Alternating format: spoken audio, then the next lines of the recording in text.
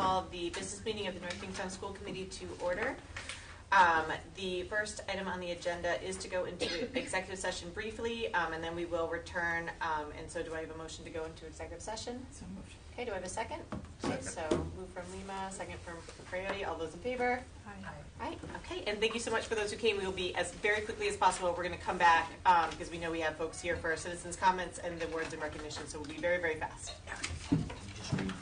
Oh, excuse me, Andrew says I have to read the things. Yep. Just the third one. You don't want me to read the other ones? You don't have to now, but it's, well, because we're going into just that one. Oh, okay, yeah, so we will, for item 3, any executive session of a local school committee exclusively for the purposes of reviewing matters that relate to the privacy of students and their records, provided, however, that any student shall have been notified in advance in writing and advised that he or she may require that the discipline be held in an open meeting pursuant RIGL 42465A8 Student A appeal. Thank you.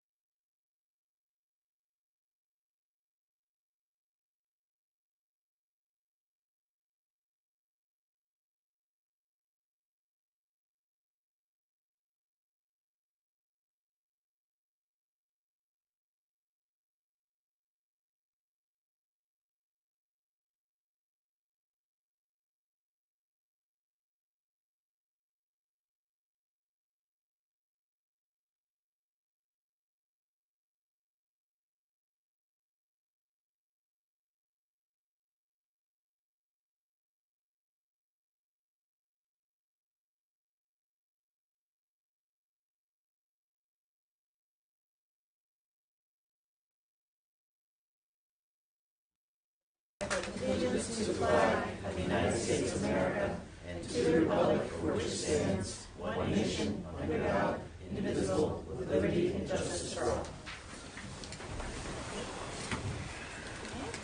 you. Roll call, please. Aaron Earl. Here. Robert Case. Here. Jennifer Hoskins. Here. Jennifer Lima. Here. Thomas Bryady. Here. Christine LaPierre. Here. Gabriel Anthony. Here. Thank you. And the calendar? Tuesday, March 21st, school committee business meeting. Tuesday, April 4th, school committee business meeting. Thank you. And the next item on the agenda is presentations and recognitions. And the first is North Kingstown High School math student recognition. So I'll invite Ms. Garcia up. And let me know when you want me to come. Okay. Good evening, everybody. My name is Lisa Garcia, and I am the Math Department Chair at North Kingstown High School. The Mathematics Association of America's American Mathematics Competition Program leads the nation in strengthening the mathematics capabilities of the next generation of problem solvers. The program helps American educators identify talent and foster a love of mathematics through the classroom resources and friendly competition. The AMC program positively impacts the analytic skills needed for future careers and an innovative society. This fall, over 100 of our North Kingstown High School students chose to participate in the AMC. 9th and 10th graders took the AMC 10, and juniors and seniors took the AMC 12. Tonight, we would like to recognize the top 3 scorers at North Kingstown High School in each of these competitions. These students opted to compete because they're interested in math. The scores did not count for a grade, no GPA, not for the transcripts. They're really cool students with promising futures. And on behalf of your teachers, I would like to say thank you to all the students for your enthusiasm and commitment to learning, and thank you to your parents and families for fostering a love and respect for learning. So as I call your name, please come forward, grab the certificate, and then you're required to stand here for a handshake and a photo op, okay?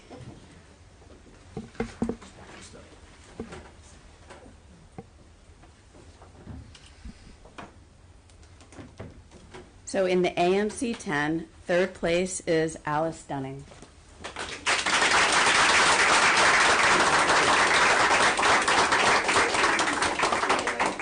And second place in the AMC 10 is Mickey Ashan. Oh, you gotta wait. We're gonna do a whole full group. Okay.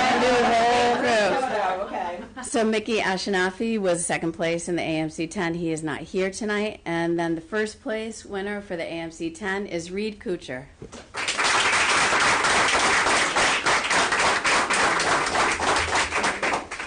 And then for the AMC 12, we have Fiona Chang, third place.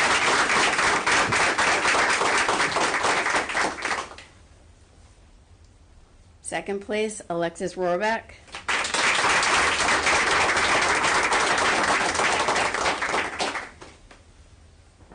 And third place, first place, Tanner Mitchell.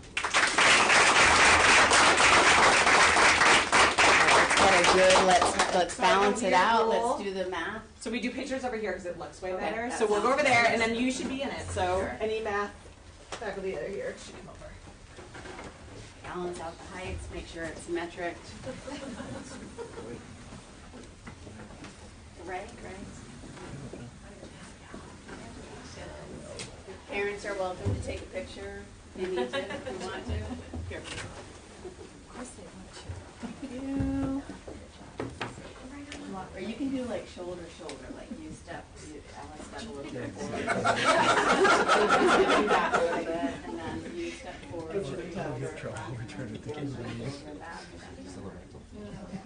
Lisa, do you want somebody from school committee? Yeah, yes, of course I want you. Thank you, perfect. Great.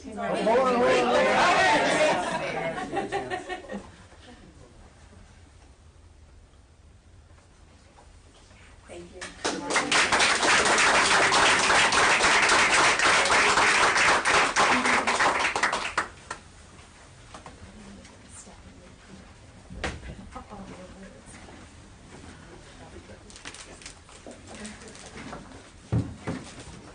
Okay, and And then the next up is North Kingstown High School Arts Recognition. You know?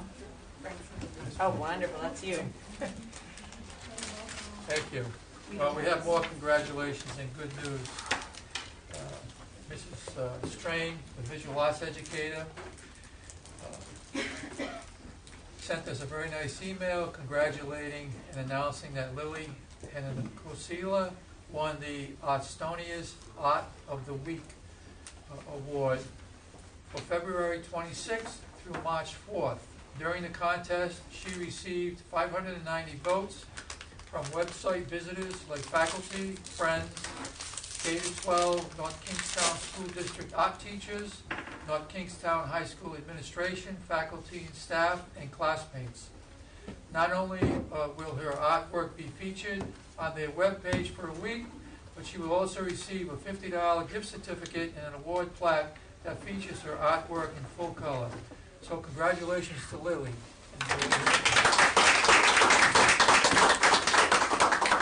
And while we're on art recognition, if folks have not got an opportunity to go to the town library, I got to go on opening night and see all the amazing students and their artwork from kindergarten to seniors in high school and everybody in between. And it was adorable to see the little artists taking the pictures, but they did such incredible work in so many different mediums. So I definitely encourage anyone in town to get over there and check it out while it's still up, because it is phenomenal, the artwork that our students do. So thank you for that. Okay, and then the next up on the item on the agenda is citizens' comments. And from what I saw, we don't have anyone signed up, but would anyone like to sign up at this time? Okay, so we'll move on next to superintendent report. Thank you. I have some more good news. I have an email from the choir and orchestra director, Norma Kayaza. This past weekend, the musical Grease was presented by the North Theater at North Kingstown High School. Over 2,000 people came to see the show this past weekend, and it was received with great success. Our production involves over 150 students, teachers, parents, alumni, and community members that work together to present an outstanding performance for our community and beyond. Students are in the cast, backstage, fixing costumes, doing hair and makeup. Parents and alumni and community members help with everything from building the set, helping students backstage, setting up the lobby, doing the programs, finding donations, all the way to selling concessions. It is a true community effort at its very best. We have one more weekend of shows before we close this great production. We hope to see everyone there.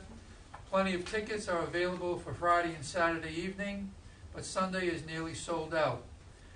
Friday, March 10th, and Saturday, March 11th. The shows are at 7 p.m., and the Sunday showing is at 2 p.m. So congratulations to the production company. We are very excited for going on Sunday. And pro tip, the only tickets left are at this Dave's, not the other Dave's. Learned that the hard way. Was running around town. They just Are they out? they just restocked at the Wickford Dave's okay. because I was in there getting tickets for other members of my family. Good to who wanted know. go. Okay. I just want to say we were at opening night and it was fabulous. And every year I go, and every year I don't know why I'm surprised as if they outdo themselves every year. But it was really good. The choreography was amazing, and I encourage everybody, even if you think you don't like musicals, because I always drag my husband. He's like, "Why are you making me go?" And he always leaves, and he loves it. So I would encourage everybody to check it out. Wonderful. Yes, I heard even our theater expert thought it was good. Yeah. Oh no, it was very, very, very good. And I reached out to the director and told her to share my congratulations with the cast. I was very impressed, and you know, I'm hoping to steal some of them for the conservatory, maybe in Boston as future students. So we'll see. We'll see if I can do some recruiting. Amazing. Okay, well, thank you so much for your report. Anything else, Dr. Pillai? No. Wonderful. Okay, and so we'll go into routine items. And so first is approving the, no, we're not going to do that actually for the, right? Yep, just table that. Yeah, so we're going to table item 4A till the end because we'll be going back into executive session at the end. And so we'll move on to approving the consent agenda. Does anybody want to exempt anything from the consent agenda? I would like to exempt item D, please. Okay, item D. Any other exemptions? Okay, hearing none, do we have a motion to approve the consent agenda? So, Second. Okay, and then any discussion? All those in favor, please say aye. Aye. Okay, Jen? Oh, sorry, Okay, yes. perfect. Motion carries unanimously. And then we'll go back to item D, the approval of bid awards. And this is for frontline educational professional learning. Can we get a motion for that? I'll make the motion. Okay, do I have a second? Okay, so motion from Jen and Jenny, and then discussion? I wasn't sure what this was for, and I just wanted to get some background on it. This is the PD tracking system, so when teachers have to either sign up for PD, they can do it through this system.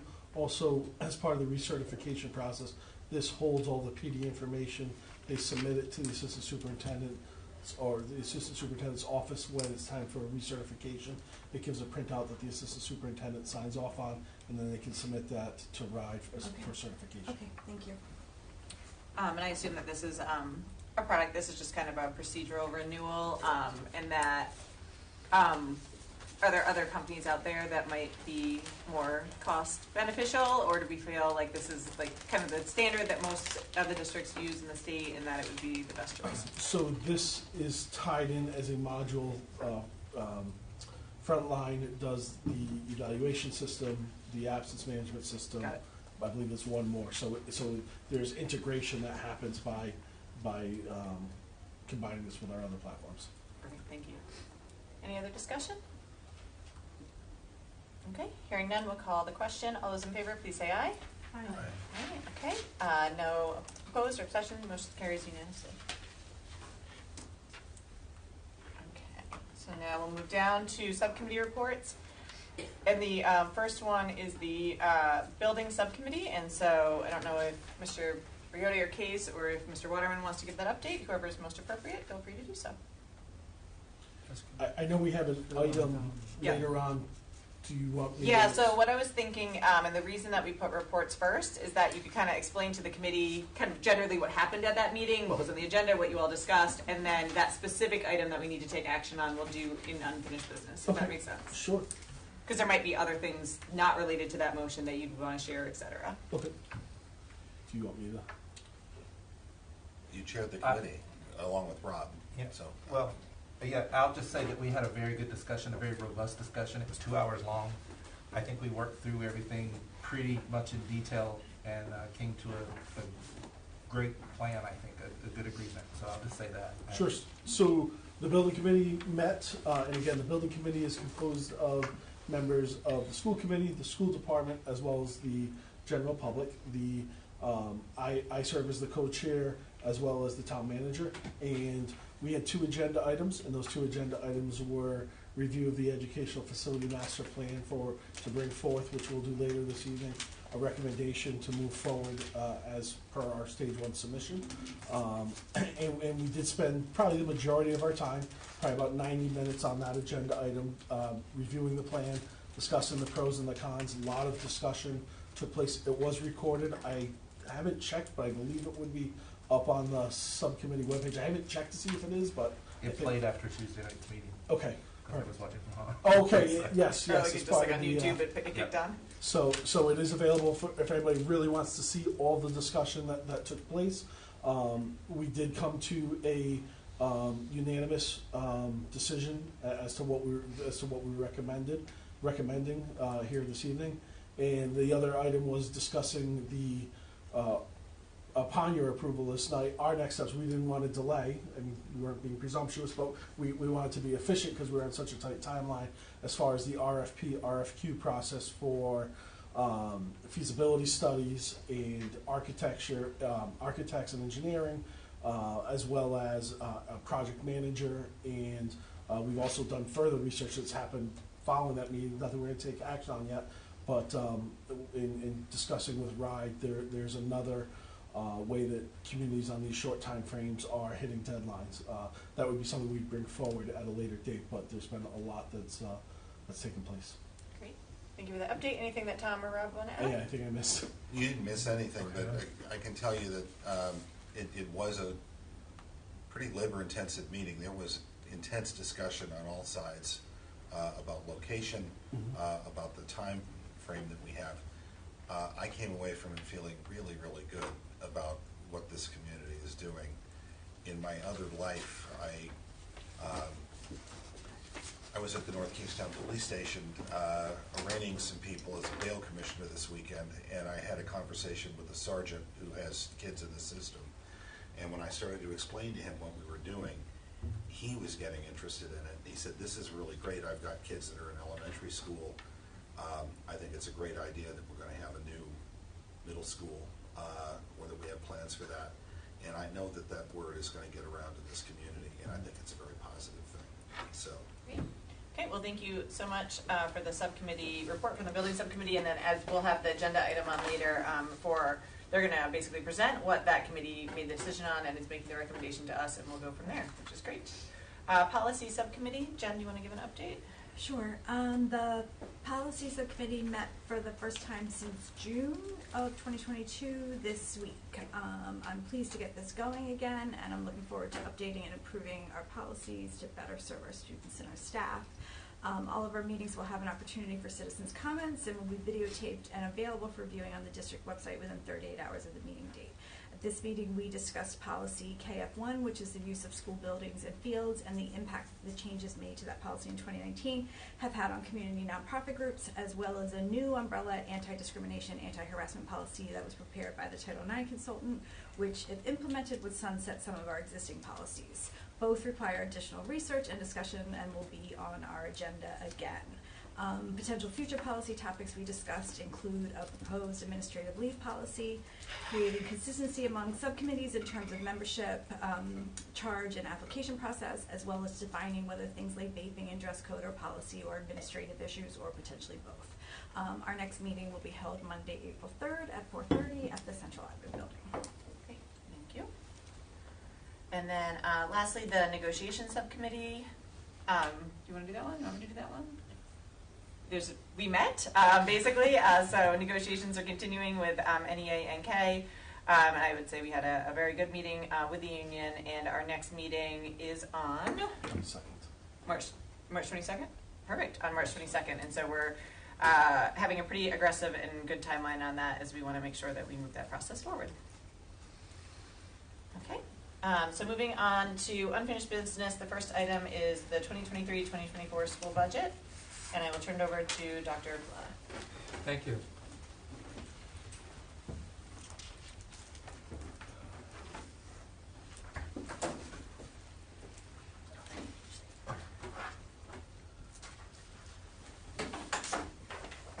This slide presentation represents the recommended changes by the school committee, the votes that were taken relative to the staff.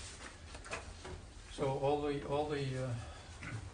fiscal piece was adjusted to reflect the additions of staff.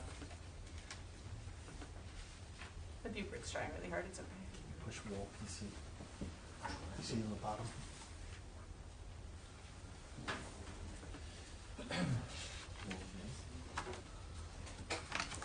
Good job, Andrew.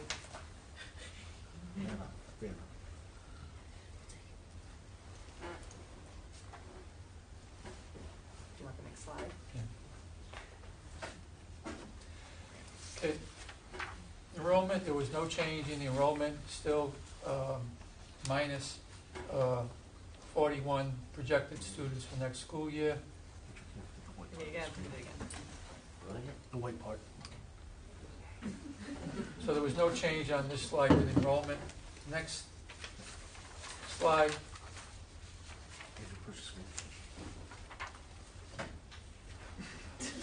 Thanks, Daryl. I'll kick him on the table. Don't charge us for this.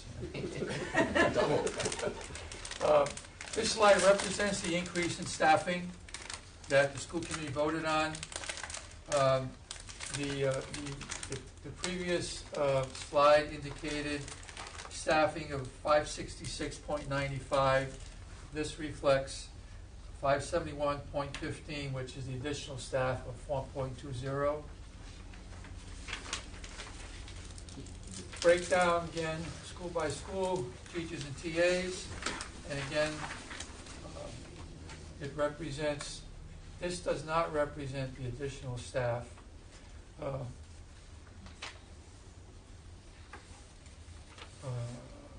see. We didn't place those people, right? We dispersed them. We dispersed They were dispersed across the elementaries. So it does. They were dispersed district-wide. Okay, so it does represent. It does represent.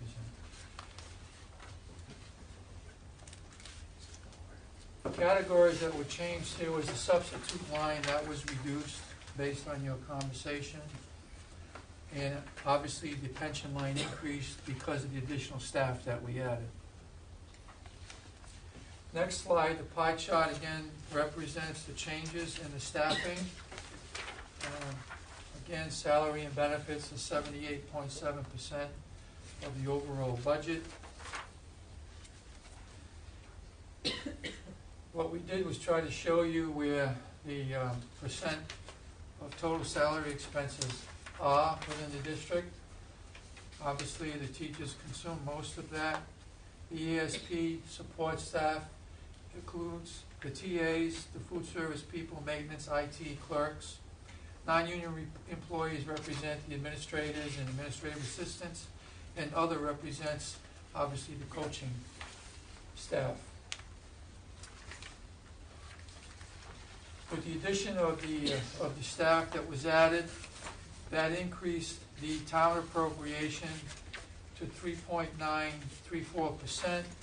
The original request was 3.61%, and it also increased the dollar amount from the town, and the bottom line of the overall budget increased from $76,161,832 to $76,342,398.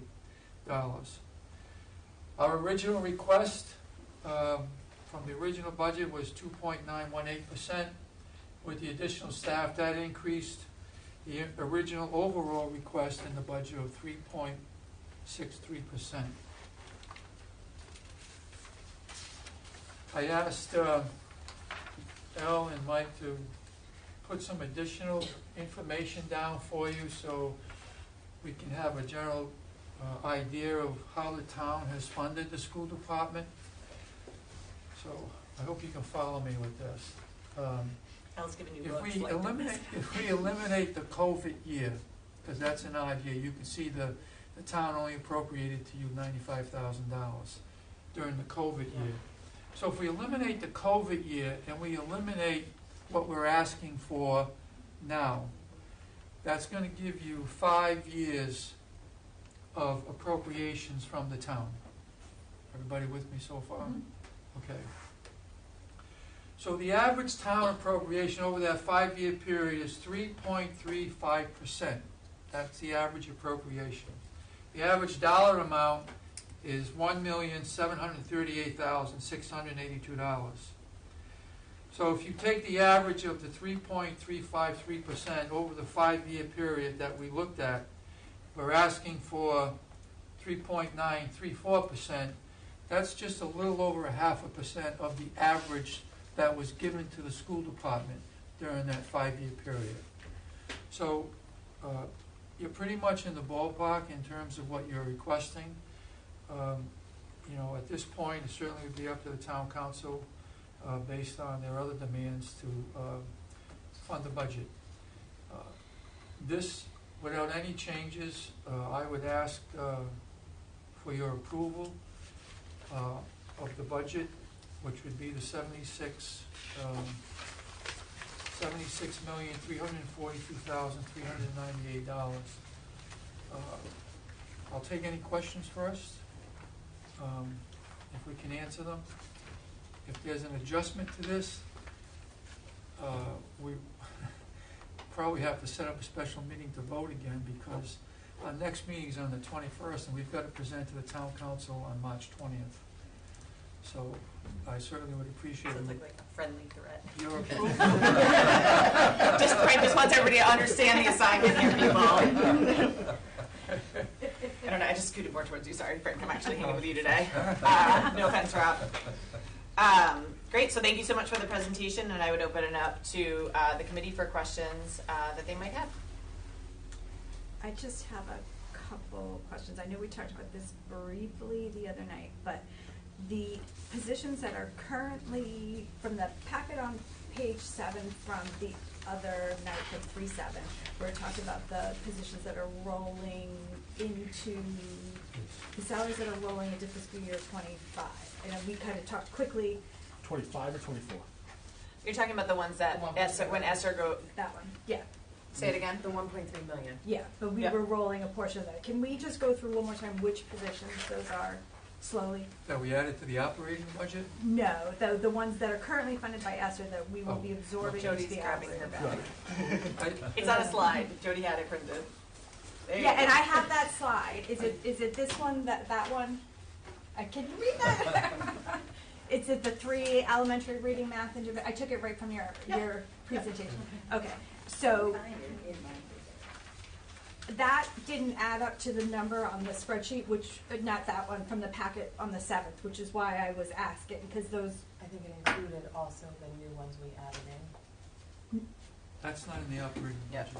can Yeah. we So I think have the Jen, slide from 3-7? hold on, I sometimes can follow Jen. Like, so Jen, are you getting, so just to be clear on where the discussion conversation's going, are you concerned about establishing like future operational needs that aren't in this budget to kind of, like it's not just this, but in future fiscal years, it will also be this? Well, Is that where we're I going? want to get there, but first I want Okay. to get to that number and just find out like what makes Confirm up the that number. number. I want to make Yeah. sure we're all clear on what is making up that number. Yeah, so can you clarify your question? So on For folks. the packet from 3-7, which seems to have mysteriously disappeared from my many, there was that slide, you know which one I'm talking about, that had the ESSER funded, the ESSER funded grants, and it had like a number of like 1 point something up here, and then down at the bottom it had 800 and something thousand dollars that we're gonna be rolling in.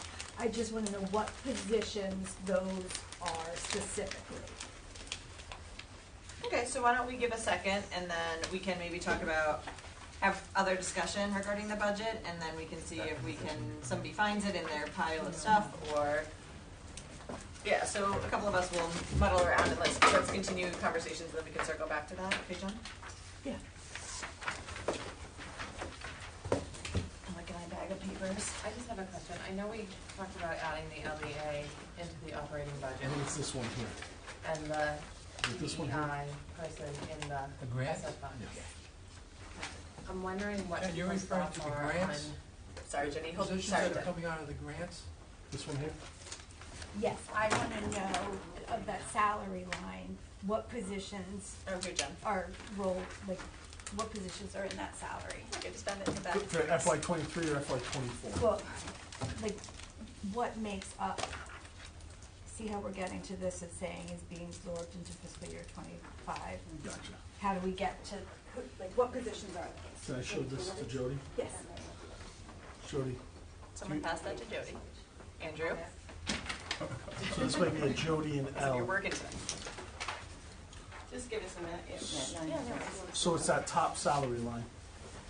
All right, if you, yeah, you all, okay, so we'll go back to what Jenny was saying, and then we'll circle back when they have a second. So we brought up doing the LEA because it was something the teachers had brought to us, the principals, the administration. We also talked about putting the DEI position into ESSER.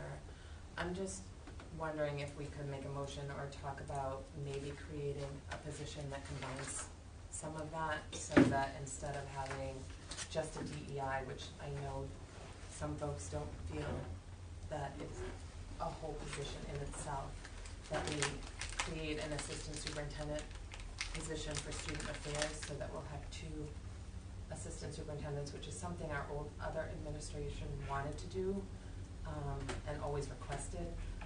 But then they could be responsible for things like accreditation, the co-curricular, DEI, Title IX, health and wellness, student contact, absenteeism, which we're having a presentation on tonight. And just, it's a more meaty project. That way you take out that LEA portion and put it on that, it would just save a little, but. Yeah, I think, so what I'm hearing is you're saying, instead of having, so would that LEA person, would that assistant superintendent travel around to the different buildings and sit in those meetings? One of the psychologists would do that. She's proposing something new. Assistant superintendent? Yeah. So I think the one concern that I would, well, not concern, but I think, that would be money that we don't have in this operating budget. No, It would that be actually that add. ESER, that would be that DEI Yep. administrative position. So you're saying You're take it out of suggesting the by- operating budget? No, just keep it still an ESER, but just Yeah. make it a more meaty position. Change the job description. So Yeah. that it is something. Yeah, I, in my mind, we haven't actually defined what those funds are being, like, what we've said is we're allocating the money for a position. What that position is still to be defined, yeah. Well, and I think too today, and this is such a hard conversation to have separately, today we have to figure out and confirm what we're doing with the operating budget, and that position isn't in the operating budget at all. And so I hear the piece about the LEA, but we would have to find in the operating budget the additional funds to cover the difference between an LEA and the assistant superintendent, which actually would increase this. No, I was thinking of doing it from the ESER funds. Yep, so you're saying pull the LEA out completely from Right, this. and then put Yep. it in that DEI, put it in part of that job description with that DEI, so that they are in charge of the Title IX, the high school accreditation coming up, the co-curricular, Yeah. pull that all together into one position. Right. I think my only concern with that would be is we felt that the LEA in itself was a full-time position, which is why we put it in the operating budget as a full-time position. Can I ask Mike Waterman what he thinks of that? So an LEA traveling to 5 elementary schools would be spending the better chunk of their day tied up in meetings. I would see it being, I like the idea, I see the LEA as its own position. Some of those other, I know the director level position hasn't been defined yet, but some of those other things should certainly be considered and And I evaluated. definitely like the thought process of what you're thinking about with, combining, like that process. I'm concerned about if that person would then also have time to do those meetings, kind of thing. But I really think that that'll be interesting. And again, like the school committee technically doesn't approve the ESSER funds, that's up to the administration and how they're distributing those. And we obviously get updates and informed on that. And we've given some directive, to Jody and how to, what is the word I'm looking for? It's not appeal, the adjustment. No, amendment, thank you. And so, that's, I think, kind of where we can look at that once we get to that point, because that's actually not something that we'll approve or disapprove, Sure. because that's not how they've been doing that Well, with we would ESSER have to funds. approve or disapprove a job Sure. description for that position. But we're not doing Yeah. that tonight. Right. Yeah, I exactly. understand No, that. and I exactly. like what you said about some of those Yeah. things and like kind of pulling all those, Yeah, so we can all put those that, things we are can, needed, we yeah. can definitely put that on the agenda for the next meeting and Yeah. talk that through, and then, that could help give Jody some direction and where to go from there. So other questions, comments, concerns about the budget right now? It looks like the NFL crew came back in with their analysis. So I think on that slide 18 from the other day, what you have to take into consideration is it's 3 elementary reading and math interventionists, 1 K through 8 reading specialist, 1 elementary social worker that was not filled this year. So that position is vacant, Correct. okay. It is budgeted for a second year next year, Okay. this coming school year. 1 middle school math interventionist, 1 high school academic interventionist, and 1 MLL teacher. Okay, So what you have to understand about that number is that everyone comes in at a different step and a different benefits package, and they're one-year only positions, so all those positions are going to be shuffled around. So it's very difficult to predict what the salaries and the benefit packages are going to be for next year. We also had to take into consideration the contract negotiations, which is why that number is a little bit flexible. okay. But these are the positions that we're talking about having to take and absorb into the operating budget. In addition to what we're adding in the amendment period, which is 2 school psychologists and this equity coordinator or director whatever the title may be. Okay. And Well, that assumes that those positions get filled, correct? Correct. Okay. And what happens if they don't? There are going to be multiple other amendment periods. The money would then be reallocated. Be to different- reallocated, Yeah. okay. Yeah, I think you were saying at the last meeting that there was a couple additional ones, which is great because Yes. that'll allow, as you know, it sounded almost quarterly that you're able to put that in, which is wonderful because we'll be able to utilize that money, you know, as we In other as we areas, need that- to. yeah, and I just want to make sure that that's, you know, it doesn't go to waste if the positions don't get filled. Correct. Okay. And on that same note, I just wanted to touch on there was a concern raised over the equity position, DEI position not being needed because the principals were saying that they recognize that what their gaps are, they don't need somebody to tell the gaps. I just want to stress again that the purpose of the position, whatever the position ends up being, is not to tell somebody where their shortfalls are in the standardized scores. Everybody obviously knows that that's available. It's also about, it's not about the number of the standardized scores, it's about training, improving processes, and, fixing the underlying culture and climate that translate into those scores. It's about changing the mindset to view things through an equity lens. And in some cases, the roadblocks to doing that are people in the building. So, it's consciously or unconsciously. So, having someone say they don't need support in this area isn't necessarily reason not to do it. And we need the training in the area of equity, in the area of Title IX wellness, and some of the areas that you just mentioned too. So I think whether we do it by a position or whether we do it by contracting out to trainers, I think having this money allocated to do it is an important thing to allocate money to. Thank you very much. But again, not actually what we're talking about today, but Right. that's okay. Right. No worries. I just want to make sure everybody's really clear on what we're trying to do and what we're trying to approve. And so just to recenter us, what we are trying to approve is that last slide, right? That second to last slide, excuse me. Yeah, that one. This one that I have underlined and Frank has underlined. And so really what we are trying to approve today is that request of the 76,42398. And if this school committee is comfortable with that number going forward to the town council. And so I think, and I've been thinking a lot about this, and I've been thinking a lot about the positions that we requested and the different things. And the thing that I keep coming back to is I keep thinking about the student in the building on the day that the school psychologist is supposed to be at Wickford Middle School, but instead there's a crisis and they have to be at Davisville Middle School. And that's the story, not that it's all stories, but that's the one that's been sticking with me the most about this need and why I think this request actually needs to be put forward at a higher rate than we normally would want to, although as Dr. Pallotta showed, it's not actually, it's just over about just a little bit more than what we've requested in the past. But I keep going back to that and thinking about a student that's struggling, having a hard time learning, having a hard time in class, and looking forward for their person. That's their safe space. And the fact that we don't, in a district like ours, have that person there in that building every day to meet with them was truly heartbreaking.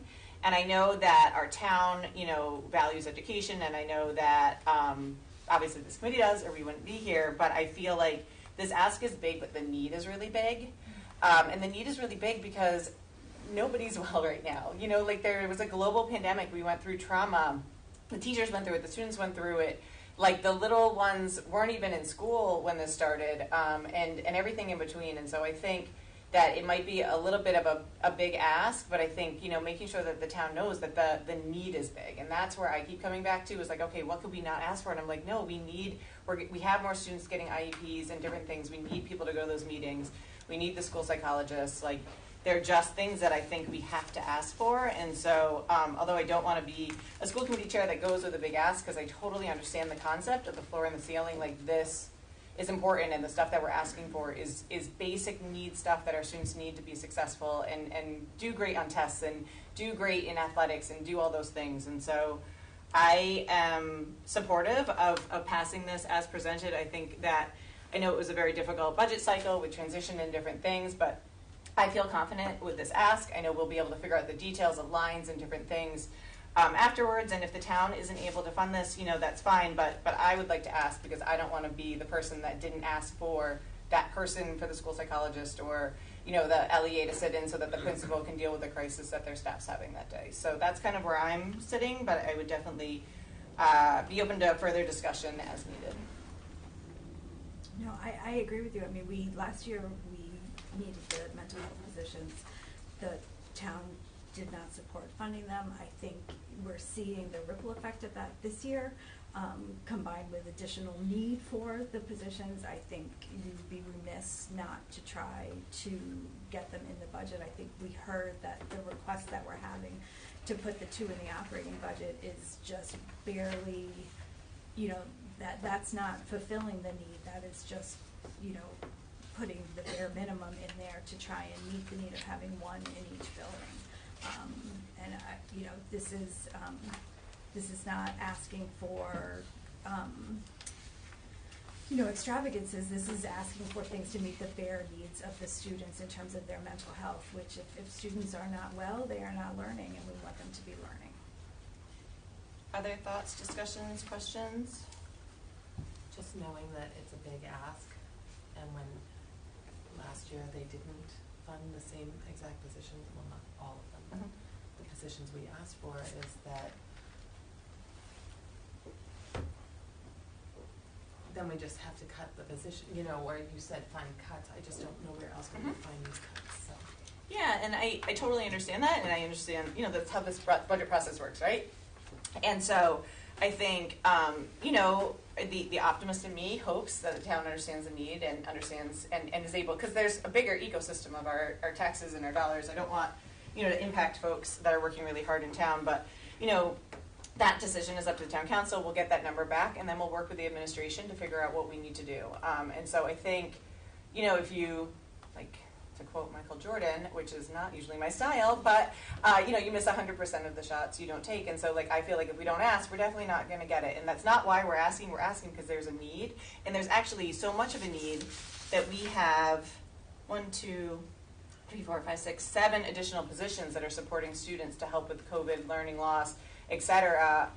And we're also trying to hope to get a couple additional ones in ESSER. And I don't even think that that's close. The students I see on a day-to-day basis are struggling like I have never seen in 20 years. There is not a day go by that a student does not cry in my office. And I'm at the college level. I cannot even imagine what the students need in the K-12 that need that support. And so I think we need to ask. I think it's an unusual year because of the compounded effects of the pandemic. And Jenny, we don't get the money, then we'll have really hard discussions as a committee, and we'll figure out what's best for students at that point. I mean, I would like to change the narrative from why is the school asking for the money to why is the town not figuring out a way to give it to us. I mean, honestly, that's kind of, I mean, I understand that the town has multiple pressures on them, but I think we need to find a way to work together collectively as a community to figure out what is a priority. And I think students need to be a priority. Not that other people, don't have priorities, but I mean, the students need to be prioritized. And I think we need to collectively work together to find out what is the way that we can make this happen. Tom?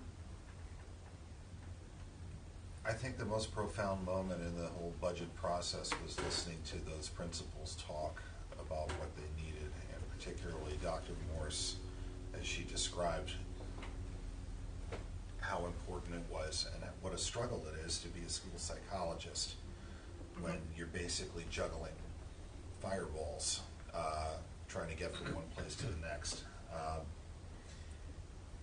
And even during the course of that meeting, I was contacted by a constituent who I know is somewhat conservative about, and who immediately recognized that there's a need for more psychologists in the school. And I think that's where a lot of this ask is coming from. So I don't think you're wrong.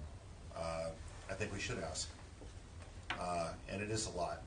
But I also know that this budget, as you described, Dr. Pilata, is a lean budget. There's not a lot of extravagance here for anybody. We're struggling to find money to pay for a softball field that should have been done. And hopefully that can be part of this as well. But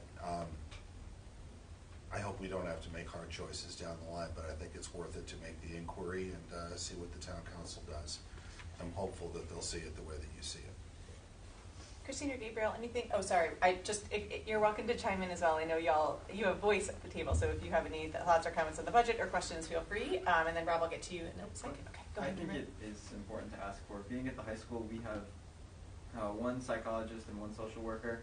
I'm not 100% sure if they're there every day, but regardless of that, it's always a struggle. There's always lines in guidance for those people, for guidance counselors. We don't have enough, and I cannot imagine not having anyone at those positions at the middle school level.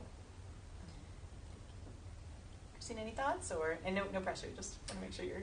No, obviously the neurobiology of it is that the kids can't learn if their basic needs aren't being met. And I think that you're spot on that everything that we've had to deal with in the course of the COVID pandemic is obviously impacting that. So.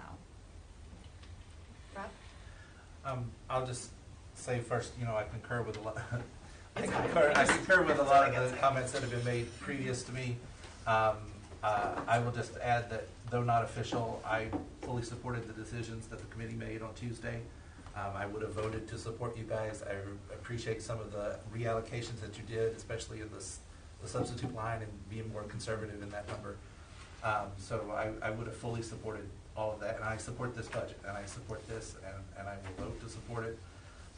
But again, I think it bears repeating that, hearing the principals, hearing directly from their mouths over and over and over again the importance of this position, what we're going to be presenting to the town council is the actual budget that it takes to meet the bare minimum, as you said, but to make sure that our kids are giving the chance to learn, that they're given the ability to learn in an atmosphere that allows them to flourish to the best of their ability, realizing that we just went through 2 years of, for lack of a better word, and excuse my language, pure hell for a lot of people.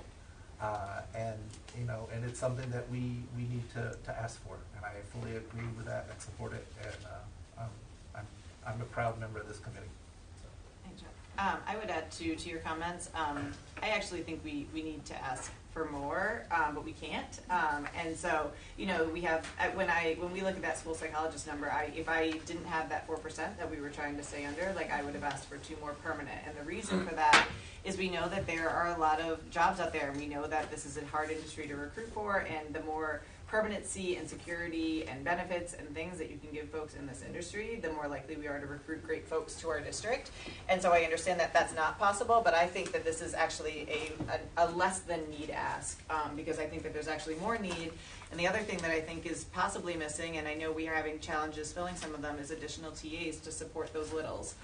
The kindergartens, the ones, the 2s that need that support. We heard that very clearly, and that's not in here either. And so I think it's baseline missing some things, in addition to the money that we're getting from the government with ESSER. And so it is costing more right now to run education, because it is harder to run education right now, and we need to support our teachers and we need to support our students. And so just wanted to add that in, because I agree with you, but I think it's actually all we can do with the constraints that we're put in.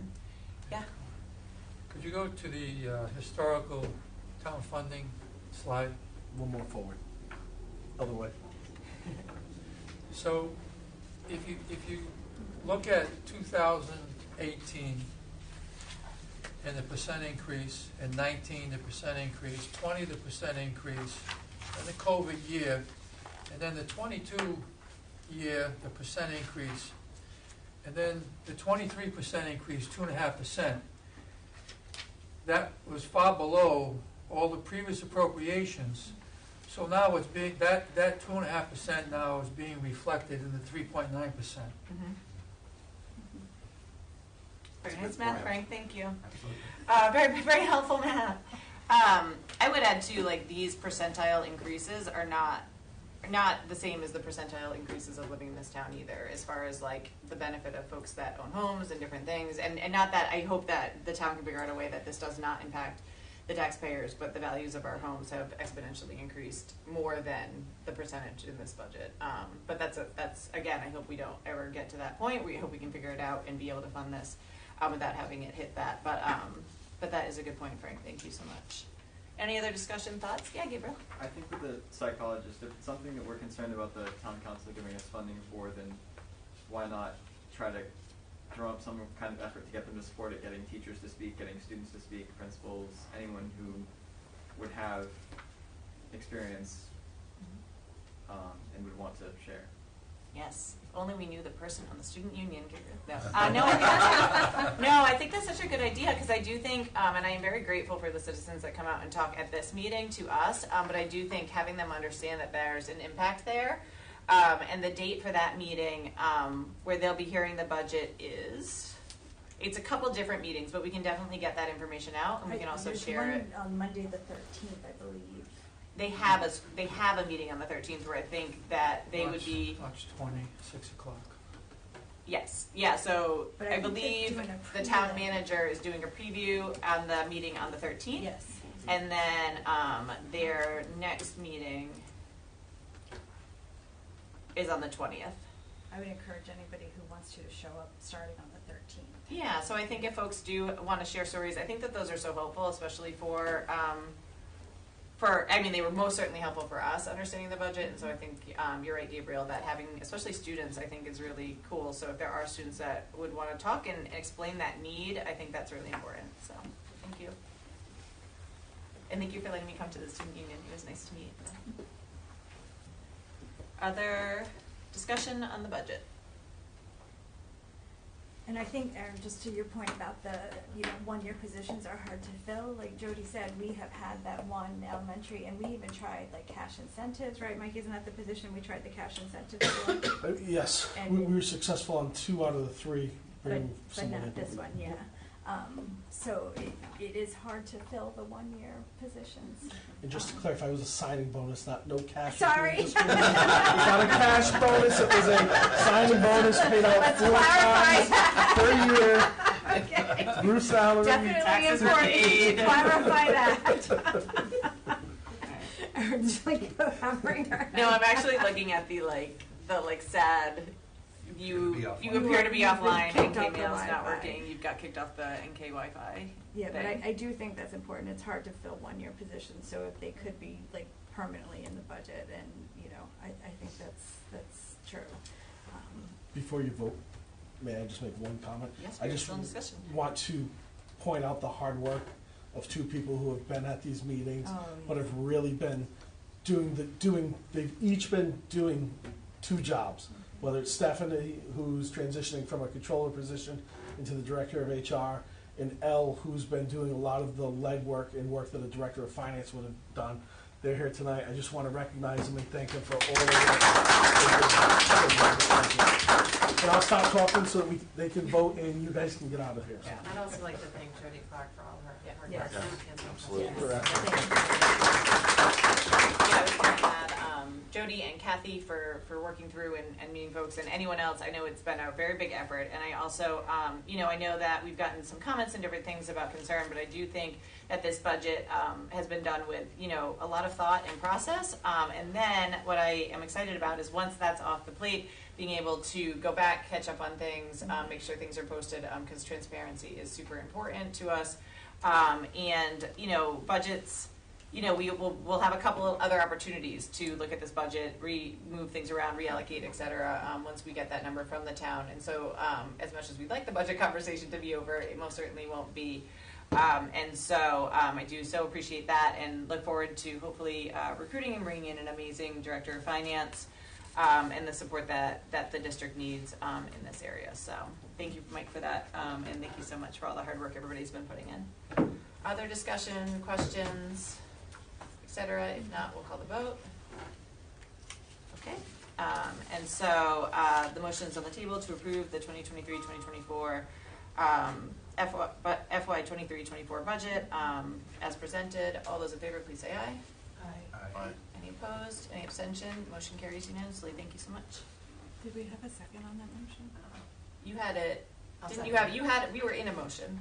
Yeah, but I think we just, did we have it? No, we had, like, to start the discussion, we had a We did? motion. Jules, did you get it? Yeah. Like 100 years ago? Yes. Okay. Yeah, we were in discussion Okay. on a motion. I knew we Yeah. were discussing. No, we were fine. Okay. Okay, so the next item on the agenda is, no, for real, Ellen, you can go home. So the next item on the agenda is the NSDAQ superintendent search. So just wanted to provide an update on that. Hi, Ryan. One of my students came. You made me nervous. Goodbye. So, it's like a hardcore reporter for the paper. So did somebody say Steffi's not here, right? Stephanie just stepped out. Oh. You told her to go home? No, I said Elle could go. It's okay. I didn't know if, as the liaison, if she wanted to give an update. Do you want to go? Run her down. I Yeah, think 'cause I that- actually have a question. Yeah. Go grab Stephanie. Thanks, Jody. So I can give an update on what I know, but also Dr. Plata designated Stephanie Rousseau to be the liaison between the search committee, or NSDAQ and the screening committee, excuse me. We call it something different. You're right, my brain has to calibrate it every time I say it. And so Stephanie was in contact a couple times with the calendar and some different things with that. And so if they haven't already gotten their coat and ran away, we'll have Stephanie come back in and give that update. I did send an email to the committee that Jenny and Tom, actually, I might have included all of you on it, to be honest, to give that update that Stephanie was going to be taking that correspondence and also sending a little bit more information about the dates of the two meetings, and then the other one, I know if Stephanie comes back in, there does need to be an adjustment to the dates. Yay! Because they fall during some religious holidays, and then the week after is school vacation, and so I know Stephanie's working there to figure out some adjustments to the date, which might make our timeline a little bit longer, but we think it's still recoverable and want to make sure that we're honoring people's religious commitments that are on the committee. We do have one member that I believe needs to step down as their, I think they're expecting a grandchild in that area, and so Stephanie's going to work with that area to get a replacement. It's one of those staff ones that there's like a very specific criteria for it, and so they'll work to find that replacement as well.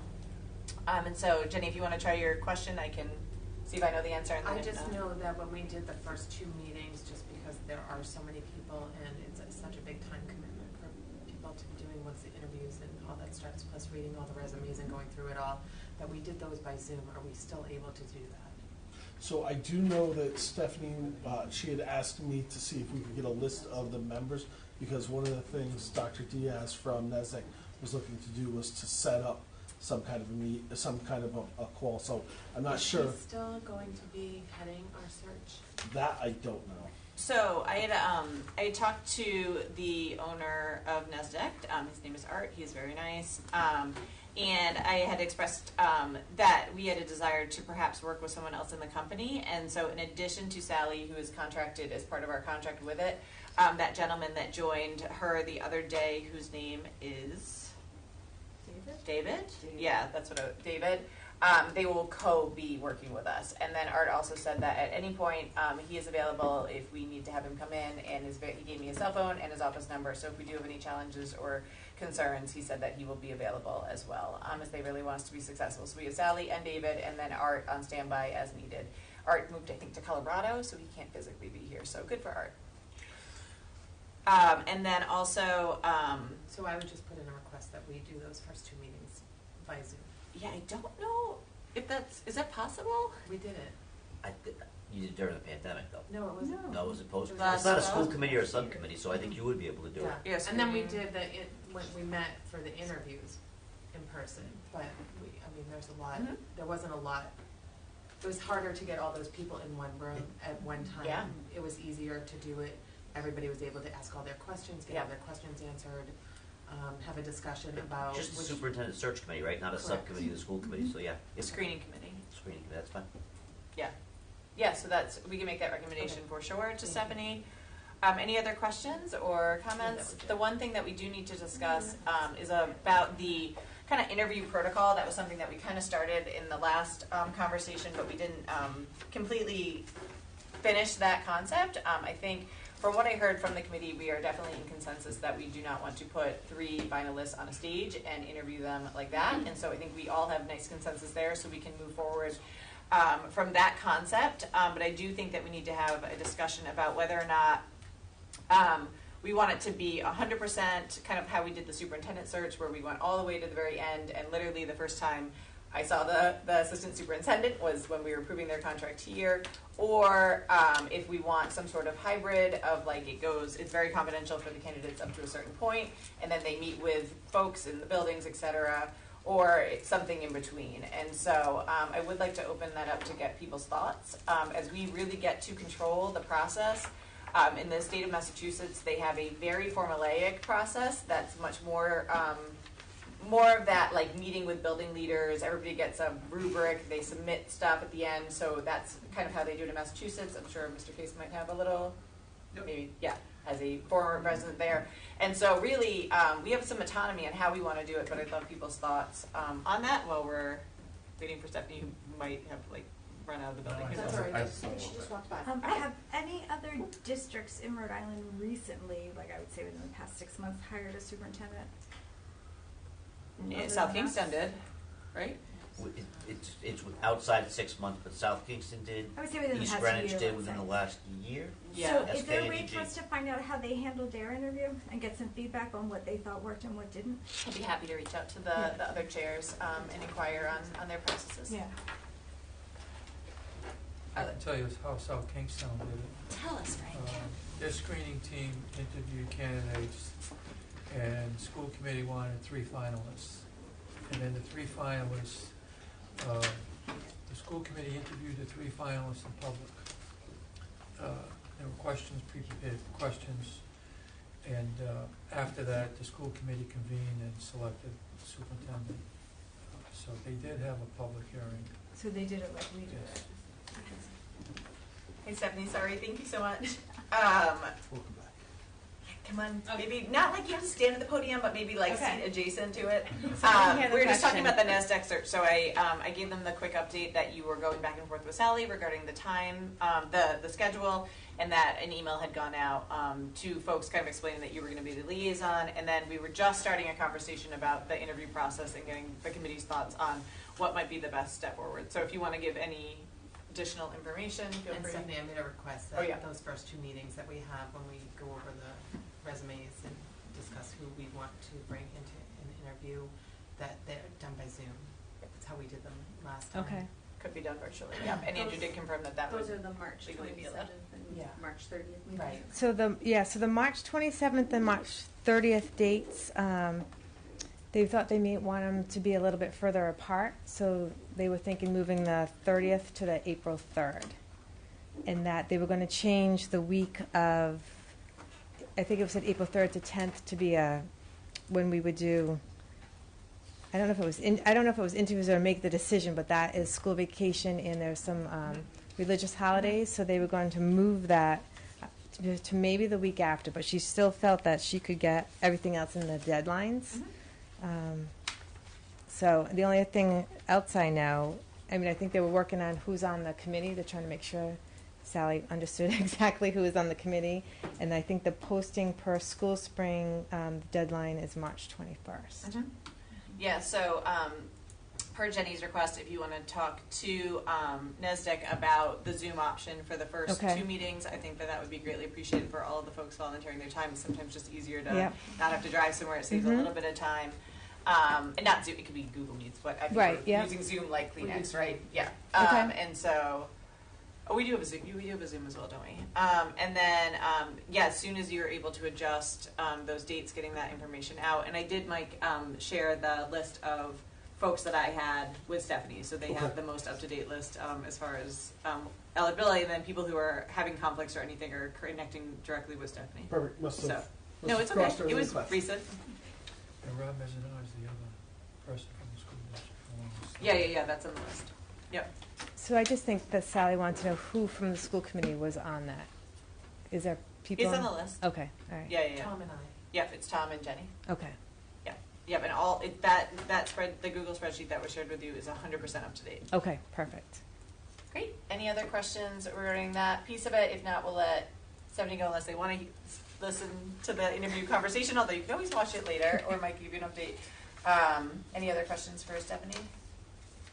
I still think reaching out to East Greenwich to find out. Oh, the I will process. most certainly do that, yeah. Oh, I was going to come back to the interview conversation. okay. I just was Yeah.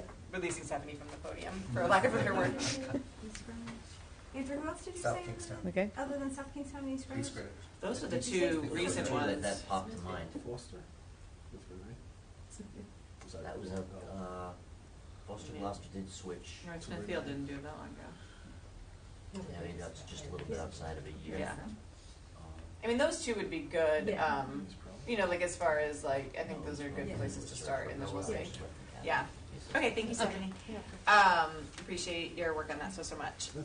So any other, so we'll reach out and,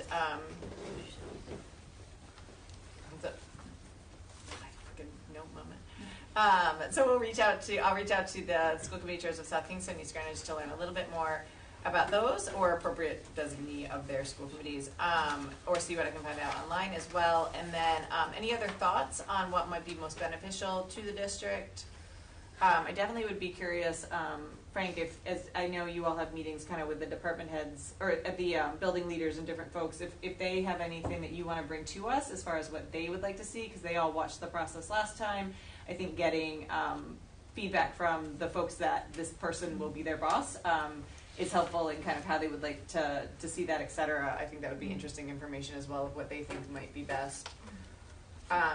Jen, any feedback from the process that you went with through the assistant superintendent search process, things that you think we should definitely carry through or things that you liked? I mean, I really thought that went well. It had a lot of teachers, it had students, it had parents, so it was probably like that, what I had on the screen, yeah. I thought that process was good. Everybody had to kind of like rate their, you know, your top three, and then you kind of had a group discussion about it, and then, you know, the top three went to Frank, and I don't know what happened from there, but. But you met with each candidate individually, correct? Yes. For the assistant soup? Okay. Any other thoughts, discussion on this? So before our next meeting, I'll look in and do some research on how some area districts have done it as well, and then I also will bring what this state standard is in Massachusetts, so we can review that as well. I think that would be interesting information also, because that's literally what every single town does in Massachusetts, and as our neighbor, I think that's a good one for us to look at as well. And so I'll try to bring those 3 examples for us to examine, so that we can hopefully make a final decision at our next meeting to give the school committee some understanding of the process. And then also before their first meeting on March 27th, if there's anything else that we want to kind of say to them as far as what we're hoping for in a leader, we have some information there, but if there's any other information, we might want to have that conversation as well. You can look at Newton, Massachusetts, because they literally just finished in like the last week or so, picking a new superintendent. Muzzle to them. So they would have a really good idea. Okay, Newton, Mass. Perfect, thank you. Great, anything else on the superintendent search? Okay, perfect, so we'll move on to the next item, which is item C, the Educational Facilities Master Plan Recommendation. Well, let's have Mike kind of present it, and then we'll do a motion in a second, and then we'll have discussion. Okay, so earlier in the evening, I kind of highlighted how the meeting went, so at this part, I'll get right into the recommendation and process. The building committee reviewed 3 recommendations that came out of the Education Facility Master Plan. The first recommendation was to construct a new middle school at the Whitford Middle School site, and Davisville Middle School would remain. Option 2 was to build a single 5 to 8 middle school on the Quinnesset, at the location of Quinnesset Elementary. And the third option was to build a 6 to 8 middle school with a preschool wing, also at Quinnesset. We had a brief discussion with regards to having 2 separate middle schools, and quickly it became evident that the committee preferred to go the route of a single middle school. So then the discussion went along the lines of which was the preference, because part of building the middle school is also to give relief 5 to 10 years down the line to our elementary schools, which are starting to grow. I will be clear and transparent up front that every option, A, B, and C, 1, 2, and 3, however you'd like to denote them, would require redistricting at the elementary school. So regardless of 1 middle school, 2 middle schools, redistricting is necessary. I think it's necessary anyway. What's that? I think redistricting. Yeah. Yes. I think So, we as a committee did a poor job when they redistricted only 2 schools last time around. so the building committee, again, had a lot of discussion and ultimately landed to bring forward to you the recommendation of a single 5 to 8 middle school, which would be built on the site of Quinessa Elementary. Through the educational facility master plan process that we did a year ago, it was identified that the Quinessa site is deceivingly large. I believe it's about 26 acres. So the plan would be to build the middle school and keep Quinessa running at the same time. The planner felt pretty confident that you could build a school and not impact Quinessa. Once the middle school was built, Quinessa would be removed, and again, the kids would be redistributed.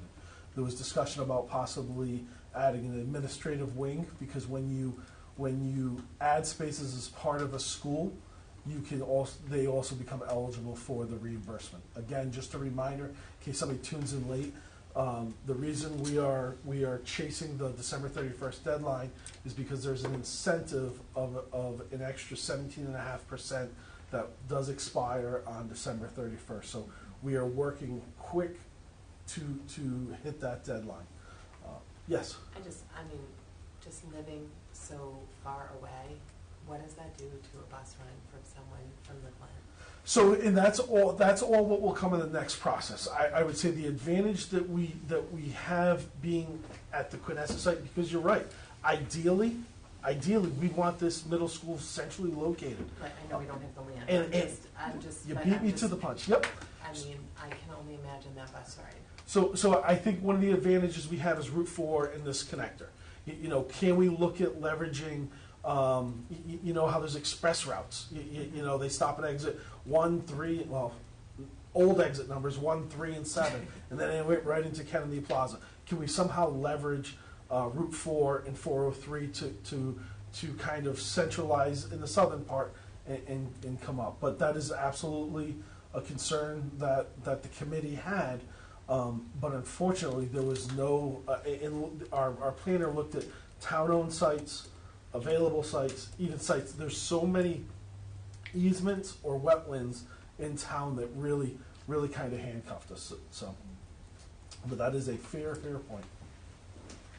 Yeah, so let's have Mike finish, and then we'll do a motion, we'll do a second, and then we'll open it up to discussion. We can talk it through, we can ask questions, etc. Anything else that you want to share with I thought I was finished. No, that's Did okay. I miss I wanted to anything, make gentlemen? Did I miss anything? No? Okay, so do we have a motion to approve moving forward with 1, 5 through 8 middle school at the Quinessa Elementary site? We do have that motion. Second. Okay, so we have a motion and a second, and so we'll open it up for discussion. I'd like to respond to what Jenny said, because that was a concern that was raised specifically by Mr. Mollis, who's town manager, and I believe has grandchildren and has an interest in this, but he made the observation that this would be difficult for people who live in Saunderstown or in other areas of North Kingstown that are further off toward the south. I made the point, and is it perfect? It's not, but here is a reality. I live in the northern part of North Kingstown. I believe Dr. Earl does as well, and we're not alone. There are a lot of kids that are in this area. When they hit high school, they get on a bus, they drive south, and they go to North Kingstown High School. I don't really see construction of this school, which is in a site that is apparently good for what we want to do, as being all that onerous for kids. It's a long bus ride. It's not an incredibly long bus ride.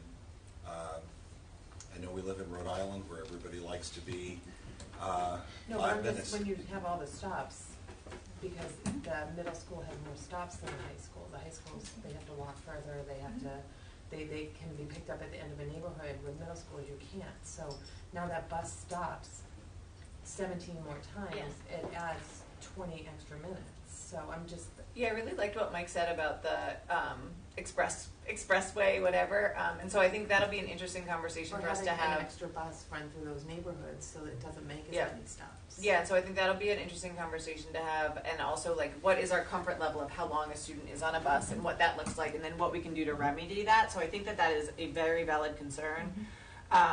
I think just for people to understand too, Cohasset is on 26 acres of land, and I think one of those huge benefits that Mike pointed out is the fact that it can be built without displacing students. If we did build at the existing Wickford Middle School site, it is only 12.28 acres, which is very small for what they are hoping to build. And it also would mean displacing those students, and that would it would be equal additional cost for us to have to open a temporary school or something, and that would, I think, have student impact. And so it's just something to think about when we're weighing the pros and cons.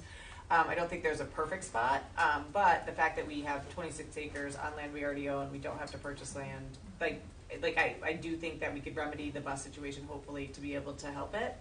So I would hope, Yeah. to Tom's point, if you're picked up at Stony at 3:45, you get back to the Glen at 4:20. So that's a 35 to 40-minute ride, Yep. and it's only Stony. It's a long ride, but, I don't know that we have a lot of other I options, understand and I that, don't. but Yeah. it's Yeah, I- definitely a valid concern. Very valid. And I noted it. I do think that there could be some other benefits of, one, I'm very supportive of a new middle school. When we started, I started touring the schools, I was pretty disheartened at the state of Wickford Middle School, as you know, as a mom there. And, I don't want to see us investing more money into a building that is not worth investing money into, and that was my biggest concern. And so I think this is going to be great for all students, but I think what I like about it a lot is the fact that it doesn't just benefit the middle schoolers. So it gives opportunity, this plan gives opportunity to move the 5th graders up to this new facility. That's going to equal more space in all of the elementary schools. It's going to close one of our 2 full buildings that we have no walls in. And so that's going to help neurodivergent students. That's going to help students that learning environment isn't good in, and be able to put them into schools that have walls, which will be nice.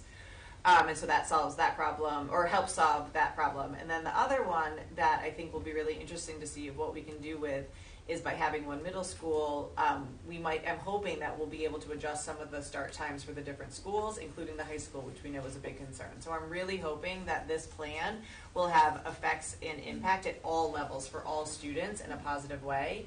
And we might have to be a little creative, and we might have to do some different things, but I think the benefits for the entire district is awesome. One of my employees just said, check your email to your face. That doesn't feel good for me.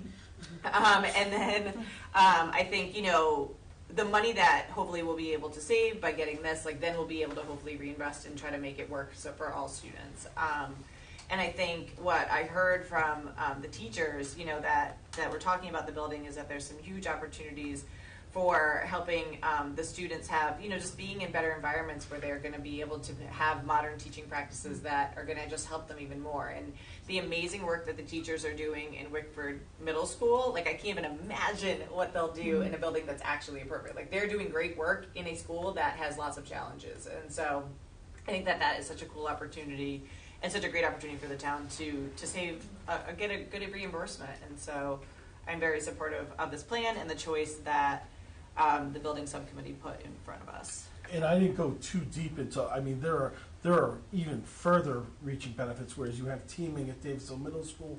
Wickford's more of a traditional junior high school. There are educational benefits, operational benefits, the ability to get our resources in one area. There are that stuff's all spelled out in the facility master plan, so I don't want to be redundant, but there are far-reaching advantages to this project. No, I think that's one of the, I think that's one of the best things that we can do for this district, is to have one middle school, because it provides access to the same opportunities for all of our students, and I think that's one of the best things that we can do. And the other thing, like you said, I remember sitting in on those master planning sessions and like the slides that she put up of like all these new buildings and the amazing spaces and all these incredible, like, you know, that's what, you know, 20th century learning looks like, and that is not what our current buildings are. And, you know, that they weren't designed for that. Like, we didn't know, but just, you know, the things that the students and the teachers will be able to do, that's like super exciting, and I can't wait to see what we can do with that. My one question was just, I'm curious, why the decision to do 5th grade instead of pre-K? Oh, can you gentlemen help me out with that? I know there was a lot of discussion. I think it was. It mostly revolved around, I think, the giving more relief to the elementary schools and Thank you, freeing yes. up more space Okay. there. Because even though we see for like the next year, the numbers may be going down, the trend that we're seeing, or at least we're being shown, the numbers are going to keep going up and up and up and up. And at some point, even in the near future, some of the schools would be, I heard 110% over capacity, 115% over capacity, and it's just going to get worse. So in order to give some of that relief, but we did discuss briefly putting the pre-K somewhere and being able to expand it, because by moving Davisville into the same middle school and having one middle school, it would free up some other buildings that might be able to, you know, for some minimal money maybe down the road, be able to retrofit that to expand the pre-K actually. Yeah, It's, and this it's does- a possibility. and We didn't if vote you on wanna- that, but Jody, if you're at any point you want to chime in, feel. yeah, Jody was there. Yeah, bringing the 5th grade up opened up more seats at the elementary. Is what preschool was going to open up 5 classrooms. Bringing 5th grade up was going to open up classrooms in every building. Wow. And then we do have, by combining, we have that swing space now, which is so valuable. So that if we needed to refurb somewhere else or look at a new project, but when this one's done, you know, we're 6 years down the road, 5 years down the road. You know, do we now have 2 sites? Do we look at a new elementary school at that point, combining some elementary schools for the same reasons that we mentioned here? Yeah, so Davisville Middle School is an opportunity, because Wickford Middle School is probably a sunset. We're probably done with that building. Davisville Middle School is renovatable, and there's some opportunities there, and like Mike's saying, you know, it could be an opportunity. We still have Swimming Lane, which has the wall challenge, and some different things. The pre-K program, I personally would like to see expanded. We obviously, you know, need to at some point talk about Davisville Academy and where those students, you know, what we're going to do long term there, and that also is a building of opportunity. And so, you know, I think we can't have those conversations right this second. But I think to Mike's point, like once we start kind of thinking, we can strategically think about, okay, we have these different opportunities, et cetera, and go from there. I think also part of the appeal to the decision that we made, to me at least, and Mr. Mollis brought it up, is that another reason that the Wickford site doesn't work is because that front field, there's questionable fill underneath. Right. So they don't even know if they could build anything there. So that would have to require some extensive testing that has to be done, and we just don't have the time to do that right now. And they also expressed town priorities for And possibly that and the space. town was looking at that site for other things possibly, so it will still be a benefit for the town. But my other thing is again, combining the 2 middle schools. If you only did it for one, it would create an inequity with the students that went to Davisville Middle. And now they both have the opportunity to have that state-of-the-art technology all at the same time. Absolutely. So, Gabriel wanted to make an observation. Oh, thanks, Gabriel. I would just like to echo the concerns about the busing. I live approximately 5 minutes away from Wickford Middle School, and when I went there, my bus ride was about 30 minutes. And I probably live 15 minutes away from where this new middle school would be. That I cannot imagine how long that bus ride would be. But I also think, as I believe Mr. Variety mentioned, the high school, it's basically the opposite, so it would almost, over a student's whole career, it would even out. And also I think that's an example that we could look at, how do students do with the long bus rides to the high school if you're in the northern parts, to see how the southern students would do in the middle school level. I just want to make one other observation, and maybe it's sacrilegious in a public school hearing, but there are a lot of kids in this school, a lot of kids in this state who go to private schools from this area, and they go to Providence, or they go to East Providence, and they do all right. And they have long bus rides, and they stay after school in their after-school programs, and sometimes there are late buses. Tom, your non-Rhode Island growing up is showing right now. Just saying, I know you're from a big state, and let's not be wild. Remember how much homage I paid at the beginning of this, that understanding that in Rhode Island you can't be more than, you know, if you're in Cranston and somebody lives in East Providence, so far, I can't go over the bridge, you know, I get it. What I would think recommend, we'll be all right. no, but what I wonder is, and I think this is a very valid and important concern, and so I wonder if either in this project or separate from this project, they can do like predictive analysis of this, and so they could take, you know, like I wonder if they could map out what bus routes would look like to that, and it might be a small investment, but I think to have somebody look at that and do a traffic, like a transportation study, thank you, yeah. I wonder if we could either work that into this project or do it slightly separate, because I think that is a very valid concern, and one of the things that we need to remember is that this is, we're going to be going out for a bond for this, and we want to make people and the voters feel really confident that their students are going to be well serviced, and so I think being able to show them that is important, so that students from the Glen understand the options, students like Gabriel understand the options, but also, you know, showing those other benefits too. Yes, you might have to be on the bus for 5 more minutes, but, you know, X, Y, Z. So I would recommend if we could just look into what that might be, that would maybe be helpful in people understanding the impact. Other questions or concerns on the plan that's put forward for us. So we obviously, no plan is going to be perfect. We're going to have to, there's going to be pros and cons of some of the decision that we make today. But the question in front of us right now is if we approve the Quidnesset Middle School site for a 5 through 8 middle school. And again, the next step in this process is what Mike was saying as far as the RFQs and the RFPs and trying to get people into plan. We also need to work with the town to work through the bond language, and then, you know, the voters will decide, you know, if this project is going to go forward, and that would happen at a special election in the fall.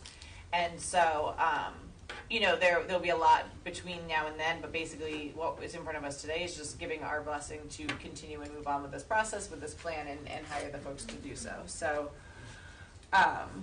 any further discussion? Anybody we hire would come back to you for Oh, just kidding, not that last part, not the approving the person, just saying that Mike can continue looking for someone, correct? Just one thing before we call the vote, the transportation study, the one that we did before, I don't want us to dust that off because a lot has changed in town since then. Yeah, I'm not even familiar with it, so. Okay, good, I just didn't want somebody being like, well, we did one 6 years ago, because I know we did, and Yeah. we have No, so this many you'd have more. to factor in new developments. Right, Yeah. yes, okay, Yep. okay, okay. Yep. Other thoughts, discussions, questions?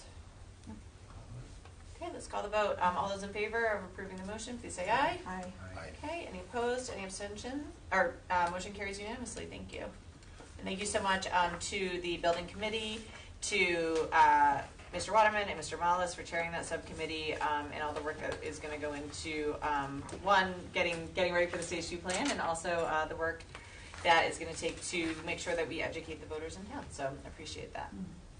Okay, we'll move on to new business. The first item on this is item A, district student attendance. I was wondering, now I knew who our special guest was. Hello, welcome. I was like, it starts with like a lot of people, and then it whittles down. Kara gets a gold star. I'll introduce her in just a second. So, good evening, everyone. Thank you, Dr. Earl. And I just, you know, before we get to the presentation, I am the interim assistant superintendent, and I'm just finishing up my first month here in North Kingstown. And I would be remiss if I didn't let you all know how impressed I am with everyone that is working in this building.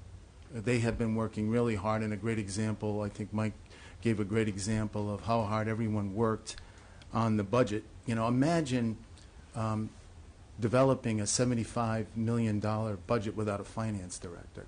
So people worked really hard, really late on that. So not only am I impressed with everyone in this building, including our administrative assistants, who are really the glue, but I've had a chance to get into several of the school buildings in the community, and I'm really impressed with what I see there today. Spent a lot of time at Davisville Middle School today, and the first thing that I noticed was how bright and shiny and clean that building was. So kudos to the maintenance staff there, and everyone that works in that building. There's a sense of pride there. So I've had a chance to visit several of the schools, and I look forward to spending more time in all of them. So the point is, Dr. Pilata and I talk about this all the time. You have some really good people working here under some really difficult circumstances. So we wanted to present some student attendance data to you all this evening, and you all noticed that we have a guest. I want to introduce Sharon Probst. She is our truant officer. We had a chance to spend some time together. Coincidentally, Dr. Earl, when you asked if we could present some information, we had actually just had a rather lengthy conversation about the work that she does in the district, and I do think it's impressive. So with that, we'll present some information. I have a few slides that I think provide some interesting data on student attendance trends over the last several years, and we used 5 years to give you an example how things have changed. So if you could go to the next slide, please. I think this quote really captures the challenges that schools, not only in North Kingstown, but all over the country, are dealing with. And how many times have we talked about the impact of COVID this evening? I mean, it has had a significant impact on just about every facet of our lives, and we can only imagine how difficult it must be for educators to respond to students who are returning to semi-normal situation. And one of the things that we're struggling with as educators is these mental health issues that have resulted as a result of the pandemic. So I think we're one of those school districts that are profoundly affected by the impact of COVID. So just for your information, I included that line at the bottom of the slide. For your information, the baseline for excessive absences is 10% of the instructional days, which are 180. So when a student is out 18 days or more, you can just imagine how much of an impact it has on their learning. Next slide, please. So this slide, we wanted to paint a picture of how average daily attendance has changed over the last, we used the last 5 years, and 2023 we haven't completed this school year yet. So that is the average daily attendance up to this point. And if you look at that column as compared to the other columns, there's a definite decrease in the average daily attendance, which is something that the district is going to have to pay attention to in the days and months and years ahead. I think the standard, the average daily attendance that districts want to hit is 95%. Anything above that is really good, but we want to, in every school district wants to hit 95% is the average daily attendance. Just as a reminder, the pandemic started in March or April of 2020, and we are dealing with the repercussions of that as we move on. And just to give you some sense of numbers, like how many students are we talking about? What is the actual increase in the number of students who are showing that they have an excessive number of absences? We have approximately 4,000 students in the district, so 1% is 40 students. So every 1% increase in the number of students who are excessively absent increases the number by 40 or so. All right, next slide, please. Okay, the reason that we wanted to show this slide is it gives you some indication of a comparison between the 2021 school year and the 21-22 school year. There's a lot of information on this slide. for your information, those grades that are highlighted in red, that indicates that there is an increase in the number of excessive absences, and those grades highlighted in green indicates a lower percentage of students experiencing excessive absences. So I guess the good news is that there is a decrease in the number of students, the total number at the bottom of the screen in the right-hand corner. There is a reduction in the number of students that are excessively absent, but you can see there's still a lot of red there. And I can tell you in my conversations with Sharon, there is a lot of work being done, and she'll talk a little bit about what she has done in conjunction with school leaders and other staff to try and have a positive impact on those percentages and an attempt to decrease that number. So, and just so that you know, the percentages that you see, the first number is 2021, the second number is 21-22, and remember that the focus is specifically on the number of students in each school experiencing a high number of absences and from one year to the next. So I don't want to minimize the number, because one student that is excessively absent, we all know, is really hurts them academically. So lots of work is being done, and I'll turn it over to Sharon now so she can share with you some of the work that she's doing in the district. Can I just ask one question? Yes. With the numbers, is this just unexcused absences, or is it all absences? This, that's a great question, and we had a conversation about whether we should show excused absences or unexcused absences, and our feeling was it really doesn't make a whole lot of difference. 18 absences, I mean, there are students who have a legitimate illness that would result in them being out for a significant period of time. But we felt that it was important to let the committee know and to let the public know that regardless of excused absences, still having that significant a number of absences hurts academic performance. So that's why we presented it. That's why we presented it that way. And I can tell you that in preparing for this evening and sinking my teeth back into the issues related to student attendance, the information that I learned as I was searching a bunch of sites, most districts, whether the absences are excused or not, unless it's for some exceptional reason, 18 absences, regardless of they're excused or not, still is a concern because it's going to impact student performance.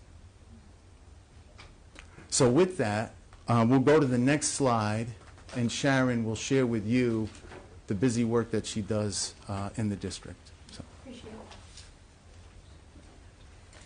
So thank you for having me. It's the first time I've been invited to a school committee meeting, so I was really glad to be able to meet everybody. So I've been here since 2011, so I've kind of perfected, what I do with the schools, since then. So the truant officer duties is, for the most part, any student who is absent 10% or more of the current school year is considered truant, and that's when I'm brought into the picture. So we don't wait for 18 absences. So on day 60, if we have students that are absent 6 days or more, we start looking and start trying to work with that family.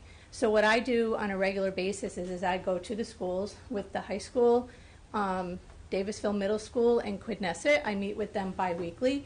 We go through, the principals can pull out their attendance. Aspen, when we pull out the attendance, does not differentiate between the excused and the unexcused, so we look at that. We meet as a team, the principal, the nurse, the guidance counselors, social workers, and we all play a role in what needs to be done, and we look at every single student who's on that list and decide, is it we need more doctor's notes. Does this person need an intervention? Do they need a home visit from the truant officer? Why is this family truant? So we do that regularly because the goal is to get the kids in school and not in truancy court. So once we start seeing a pattern and we're realizing that the student is not improving and there's no family involvement, that's when they go to truancy court. So pre-COVID, we had a magistrate. The magistrates statewide go to most of the schools, and we have pretrial diversionary calendar right here. They go to the high school and they go to Davisville Middle School. And it's very effective. The magistrates are great. They come in, the parents are invited. They participate in the first two meetings. After that, the parent can waive being present, and we just pull the kids, and it's very minimal interruption in their school day. Once COVID hit, the courts closed down, and they dismissed every single case on the calendar because the court was just so backed up. So we didn't start going back into the schools until this school year. So we basically had to kind of start from scratch. That did not stop me in 21 and 22 from going into the schools and meeting with the parents. It just, we had to be a little bit more choosy on the cases that we brought forward because all of those cases had to go to the formal calendar at Kent County Courthouse. So we didn't do as many as we did before. So we just started back this year, and it's been very effective. And that's with the K through 12 kids. With the elementary schools, as you can see from the previous screen, the numbers are super high. When we do truancy court with an elementary age student, we actually charge the parent as a misdemeanor charge. So we try not to do that as often as possible because it is very interruptive to the family. They have to come to court. Our attorneys have to come to court. So it's a big deal to charge a parent with a crime. So that's why I do a lot of work, especially with the elementary schools, pre-truancy. They did start a new calendar last year, which is a civil calendar, which is more interventions. So they go to the intake unit instead of having to go before a judge. And that's proven to be, we've only done a handful of those cases, but the family court can put a lot of interventions into place. We also try to use as many of our resources here as possible, because when we bring a case to court, we want to be able to tell them North Kingstown has done everything possible to eliminate having to bring a child to court or to a family to court. So we use a lot of our resources here. So when we go there, we request a lot of resources.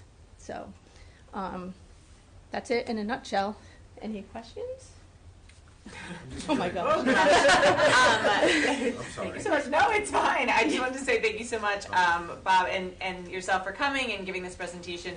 We really, it came from a citizen had emailed and pointed out, which I so appreciated.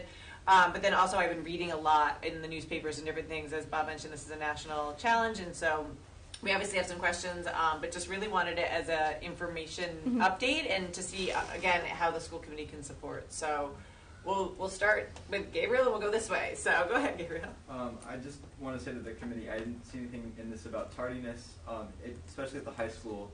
Tardiness is a big issue. Great. No, it's a great comment. And so yeah, we do address tardies. In the family court realm, a tardy is considered an absence. So I have brought students to truancy court with good actual attendance, but with significant tardies, because that is a problem. And it's a problem at the middle school and, in all the realms, but it's bigger at the high school. Also cutting and skipping classes. I will often be brought into a lot of meetings with the deans at the high school to address students who are in the building every day, all day, but they don't attend a single class.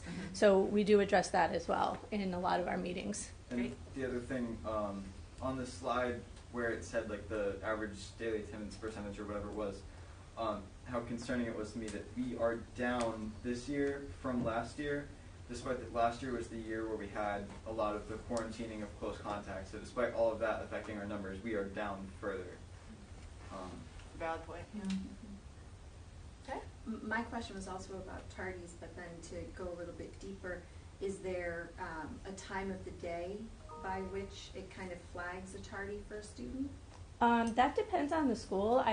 Each school has a different kind of a window. I think it's about, because with the middle school and with the high school, it's when they get to their first, when that first or second bell rings is when they have to be in the seat. So I believe they come in and they have to sign in and then they get to their chair. So yeah, if they're 2 minutes late, it shows up on an attendance. So we do look at that. We do look at if a student is, chronically 7:14, 7:15, 7:16, 7:17, it's still a tardy, and they still have to address it because they have to learn to be on time. I mean, So it does timestamp it? It does timestamp it, yep. If you have a student here and you go into Aspen, you can see where the timestamp is for the At my tardies. school, if you're late, you get what looks like a little receipt from a grocery store or something. It has your name and what time you come in, and the teacher will take it. Usually it gets thrown out, but they do exist. So.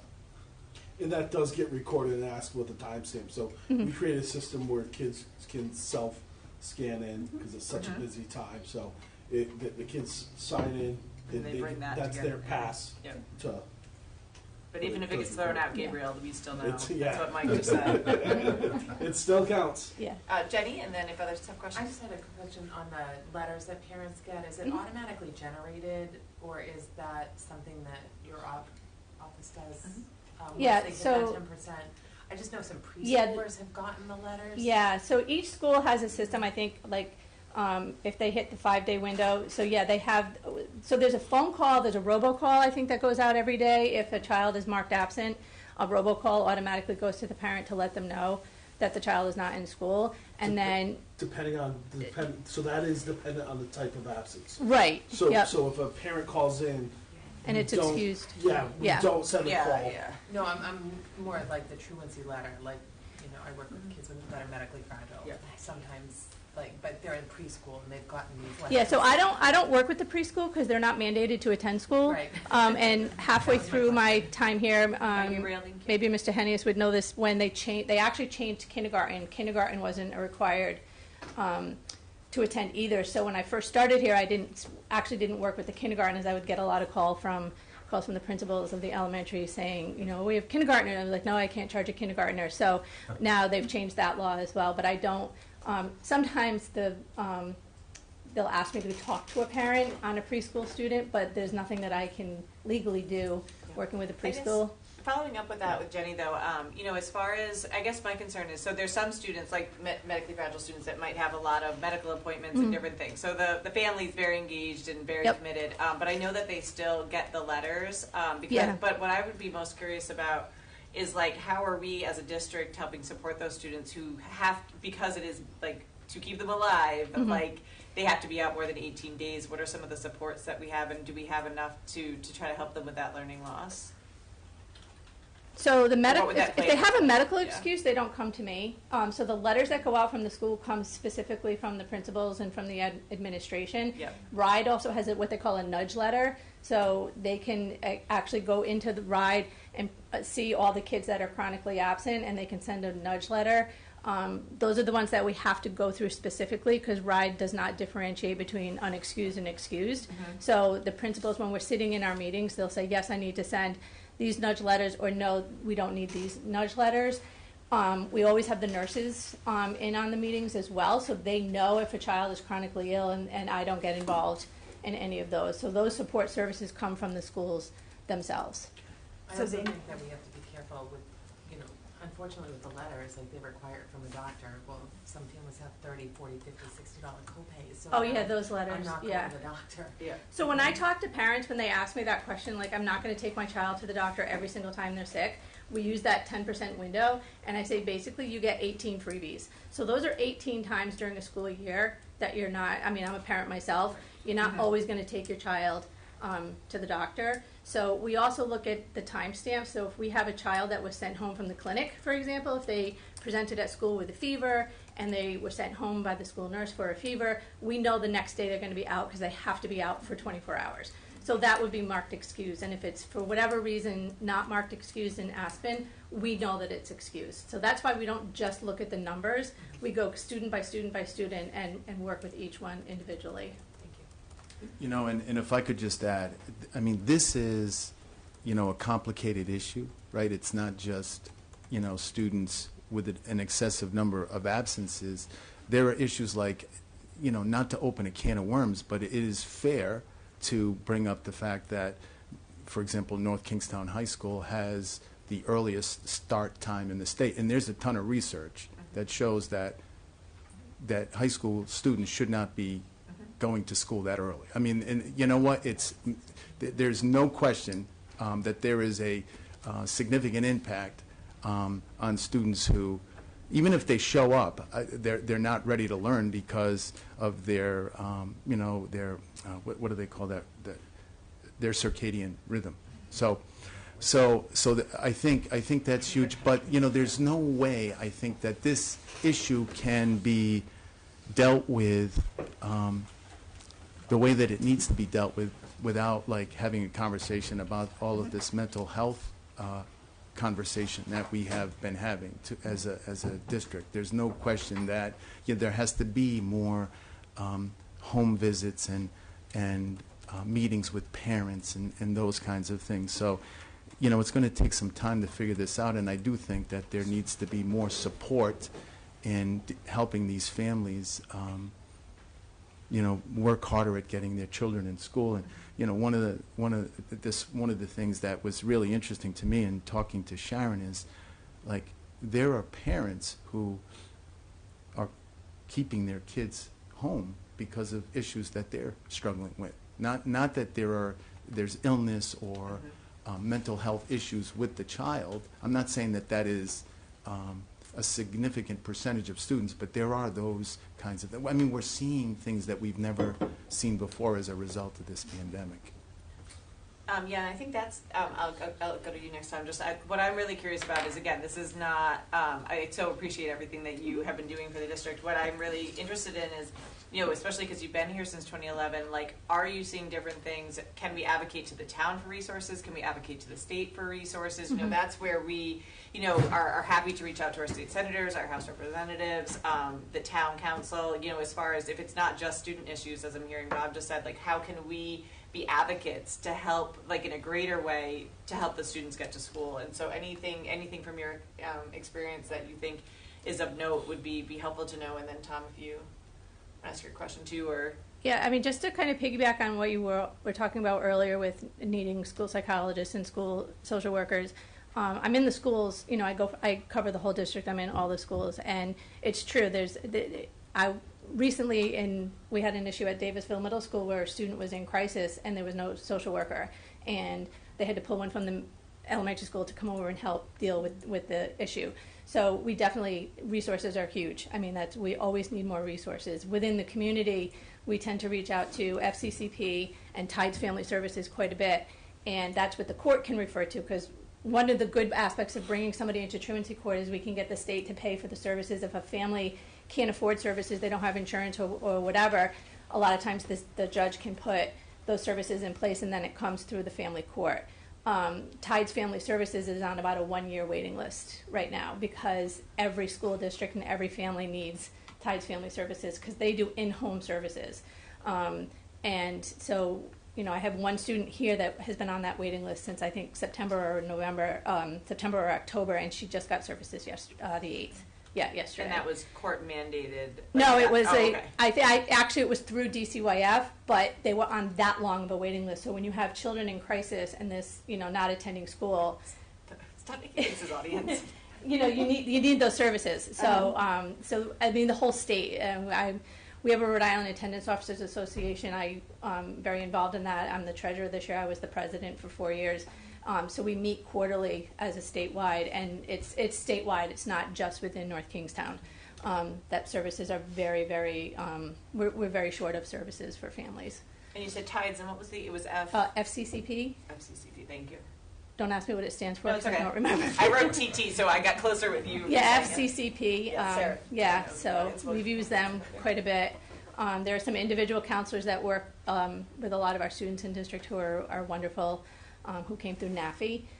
So that's another service that's in place. So, Tom, did you have a question? First of all, thank you. I don't think I've ever met a truant officer before. It's a pleasure, and really appreciate the work you do. And I'm glad that you're part of a statewide association, because that may help with what I'm interested in. Do you keep track, or do you have statistics year to year on how many cases you file? I keep my own personal statistics, Okay. so I could only find 2 of them in my computer because I was telling Mr. Waterman, I only just got a computer from North Kingstown last year. But for example, the 21-22 school year, I had 23 cases in truancy. And this current year, we started in October because we had to start from scratch, so we had to, for lack of better words, wait for kids to reach that 10%. I now have 27 kids, and I filed 3 more today. So I've got 30 kids in truancy, and that includes the in-district calendar and the formal calendar. Do you know how that compares with similar communities in the state of Rhode Island? And I'm not even sure what would be, maybe South Kingstown or... So Coventry, South Kingstown, we're about the same. Coventry just changed truancy officers, so I don't really know where their numbers are at this point. But if it's something that you'd like some information on, I can certainly get that. We'll have a quarterly meeting coming up in April, but I can certainly find out. I'd be curious. Yeah, the entire state, we're all just kind of getting back into truancy because, like I said, we're just starting to revamp back up again. But I could definitely get that information for you if that's something you're interested in. I don't want to add to your workload, but I don't know that we should just limit this to Rhode Island. We're a very small state. Yeah. If there were other communities, perhaps in the Commonwealth, and I don't want you to go out of your way to do work, but if you know of other communities that are similar to ours, I'd certainly be interested. Yeah, so ironically, I'm a retired chief adult probation officer from Connecticut, and 3 other probation officers who retired at the same time I do are truancy officers in Connecticut. So I can reach out. I have one in, I believe she's in Shelton, Connecticut, and the other one in Vernon, Connecticut. Is there a National Attendance Association, or just the Rhode Island one? I don't know. I could definitely find out. I'd be interested to know, but yeah. Yeah, no, I was just curious. That's Yeah. sometimes an easy way to get data Yeah, from folks. but I could certainly reach out to my Yeah. former coworkers in Connecticut, which is right next door to. Yeah, and again, when we are very interested always, but of course, student work and we understand there's only so many hours in the day, but I think that's interesting information if it's easy to Yeah, obtain. it shouldn't be too difficult to. All right, let's do maybe 1 or 2 more questions because I want to be cognizant of time, and then if there's anything that we're hoping for as far as follow-up or anything like that, so we'll do Rob and Jen. Just real quickly, the numbers that you guys had shown before, I know you said you didn't differentiate between excused and unexcused. Does that include COVID? Did you take that into effect? Because if a child had COVID, they had to be absent for 5 days? Well, Is that, so you didn't, no, it's it included wouldn't in the have numbers? differentiated because Okay. COVID is coded differently, and at the beginning Okay, it was kind of that's like we had right. to create, I think, Mike Its would own probably code. have answered better for that, they had to kind of create it. But Okay. it is also important to know that during the 21-22 school year, when we were first back after distance learning stopped, when students were showing signs of COVID, they were told to stay home. Right. When they were possibly exposed, they were told to stay home. Yep. So the hard part as a truancy officer is determining the families that are legitimately, and then others that are just kind of scared about COVID. Right. So that's the other thing that Mhm. parents are still freaked out about it. So, Well, and I think- you always have to kind of keep that in mind. I think to Gabriel's point too, those numbers from the one where we were asking students to quarantine, even if they weren't showing illnesses and stuff, those are in Yeah. those numbers, and Yeah. we are exceeding Still. those numbers. So And she I just thought- said 23 cases last year versus 30 already. 30 We're already just- now. Yeah. Yeah. So, And- the kids that I have in truancy now, if they had COVID, it's taken out. Okay. Another question that was brought up a couple of times is school suspensions. Those are also not considered, those are considered excused. But those will be reflected also. In the numbers. So- And I guess just another question. At what point, or is it, does any of this get reported to DCYF?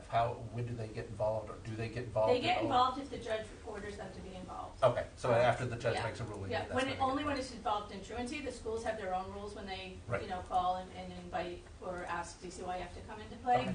But if, the judges use DCYF for 2 reasons. Number one, if there definitely is there a safety issue in the home, and number 2, for services only. So a lot of times it'll be the family needs services, so they'll open a DCYF case, but for services only. Right. So that's a completely different, window. Okay. So I have 2 questions. One, for the graphic that was shown with the 2021 comparison 2022, where did those numbers come from? The last slide? That one? Yeah. Aspen? It came from our own data manager. Yeah. Okay. But again, this is only once it exceeds that 18 days. Right. Okay. So this isn't like This is the the chr- full correct percentiles. This is chronically the absent. like chronic one. chronic, so this is okay. a different like level of data. Gotcha. Correct. And then- Correct. Did I understand that correct? Okay. Correct, that's what gets reported out to RIDE as well, that goes So with the this is report what card. RIDE reports as chronically absent?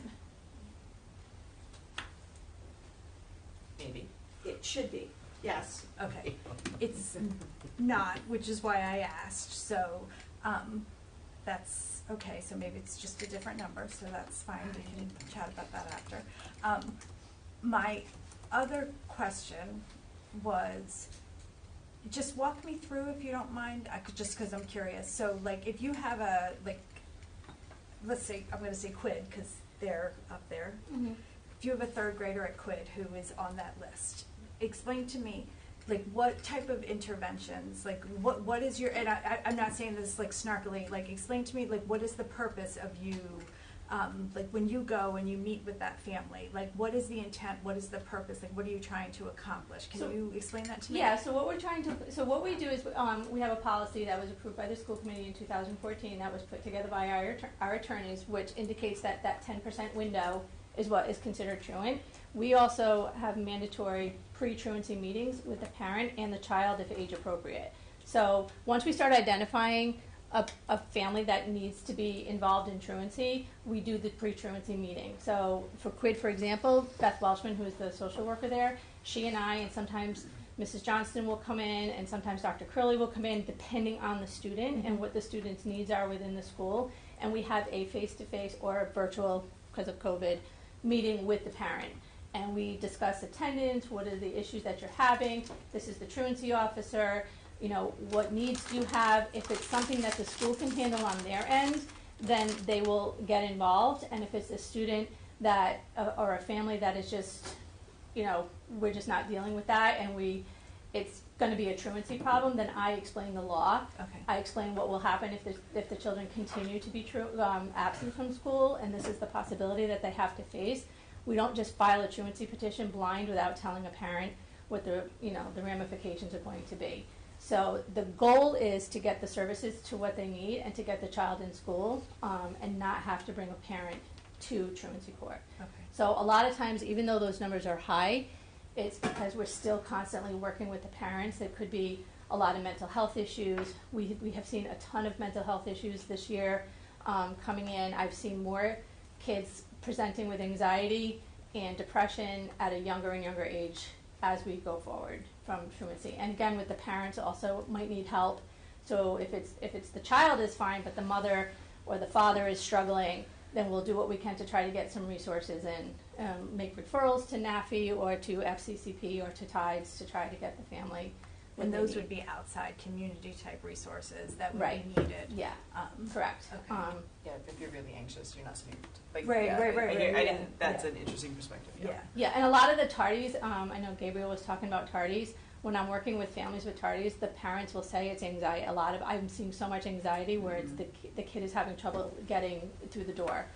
So we're having more and more parent drop off. We're having more and more social workers having to meet the kids at the door to walk the kids into school and get them, acclimated back into the building. So that, that's been a lot of resources within the school that we could use. Right. Is like, we don't know your child. We just see them being tardy every day. So if we don't have a meeting and try to find out why they're tardy every day, and the parent is saying they're, having a lot of anxiety in the mornings and trying to get up and get into the building, then we can put the school can put those resources in place by having a social worker or a guidance counselor or somebody, help, get the student in the door. Yeah, because I think it goes back to like if kids aren't well, they're not learning, but if they're not in the building, they're not learning Yeah. either. So Yeah. that's. So the other thing that's also not reflected here is Davisville Academy. So their attendance goes to their home school. So if Quidnesset has 5 or 6 kids at Davisville Academy, they're going to show that student has a poor attendance is going to show at Quid and not at Davisville Academy. So that it's not that it's pretty sporadic throughout the entire district, but Yeah, that's good to know, though. yeah. So that's This where is the the attendance for placement of Davisville Academy goes Right, back to the anything home else? school. I want to be cautious of time. Anything? So it sounded like maybe any so maybe some just benchmarking and making sure that, you know, our numbers are consistent to similar to the state numbers, which is as likely as possible to that association. And possible some check on Mass and Connecticut to see anything else that the school committee, you know, at this point would like to see or need. No, I guess just like it sounds like you have your hands full and are working very hard. Just like what supports, you know, do you think are needed to help, you know, make you less busy? I guess would be the best way I could put it, you know? Yeah, I mean, I go back to resources within the school. I mean, whatever you all and what the town can do to provide more social workers and school psychologists would be huge, I think, because I think they need the support when they're in the building, not when they're outside. You know, they need it outside the building too, but you're finding more and more that they need it in the building. You know, with the two middle schools, the social worker, she goes back and forth between the two middle schools. And we have truancy court on Friday, but she's at Davisville Middle School, but she's in Wickford on Fridays. So every other Friday she has to adjust her schedule, you know, to be, you know, in Davisville. So she attends the truancy, and they do attend the truancy meetings because it's important for the judge to know what's happening in the school and with the teachers and the guidance counselors who are working with the students every day in school. So it's very informative that they attend those the truancy meetings, and they do volunteer. They do come, and they don't mind coming. Right. So, but yeah, anything that you think, I would definitely say more social workers and school psychologists. And it also sounds like there's some adult need in town, Yes, so that's absolutely. interesting. Yeah. And then also that waiting list at Tides is concerning, and so I heard some kind of larger advocacy we might be able to do as well. So I really appreciate the information and hanging out with us at 9:26. No worries. At night, we very much appreciate the work that you're doing. And with I will do the students. research, and I will let you guys know what I find. Yeah, perfect. Okay. Yeah, you can you can send it to get Bob, it to them, and they can get the information. To perfect. you. Okay. Thank you. Thank you for having me. Appreciate it. Thank you. Just real quickly, I just think this is also more supporting evidence for the budget we just passed. 100%. So I think this is something that, you know, to share. What are you doing on May? Yeah, I was gonna say, what are you doing on May, on the 20th of March? What are you doing on the 20th of March? Want to go to a town council meeting? You want to go to a town council meeting? They're joking. No, seriously, whatever you guys need, I'm more than happy to help. Thank you. Yeah, we definitely, you know, Yeah. we definitely need some. We're looking for some advocacy, but also maybe even just we have some information Yeah. too. Yeah, so we can. Something, We definitely Yeah. have. You gave us some great information that Yeah, I'm and sure like we I can pass said, along we too. have an association meeting coming up, but I could email the group also and find out what other resources they use within the community, not just like, Yes, Yeah. you know, that we can great. tap Yep. into. Yeah, because what I'm definitely hearing is that it's not just students being like miss school, like whatever. That there's some very deep-rooted issues to why this is happening, Yeah. and things that need to be addressed. And so I really appreciate the context because there was a couple things you shared today that I would not have come up with on my own. So we appreciate your perspective. Thank you. No problem. Thank you. Anytime. Okay. Thank you.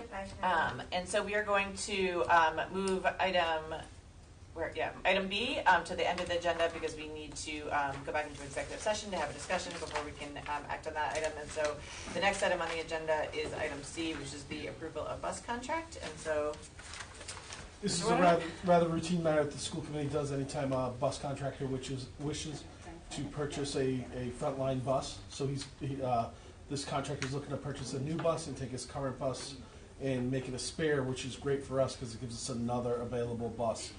There are contractual limits, and we're now going above the minimum number, which is nice. So I strongly recommend your approval on this. okay. Make a motion to approve. I second Second. it. Okay, so we have a motion from Ms. Lima, second from Ms. Hoskins. Any discussion? Mike, you're lucky you got us tired for this one. No, I didn't have any questions when I read through the material. I think that is wonderful, and having a spare will be beneficial to the students in the district, so I'm grateful to hear that. Any further discussion? Okay, all those in favor, please say aye. Aye. Any no's, any abstentions? Nope, motion carries unanimously. Wonderful, thank you. And then item D, the Munis system upgrade support. Again, I'll turn it over to Mr. Waterman. I request that you table that. Most at this certainly time happy to till do the next so. meeting. So we will table item D. And then I just need a motion to go back into executive session. So moved. Okay, so we have a motion from Tom, second from Jenny. All those in favor? Aye. Okay, so we're gonna go back into executive session.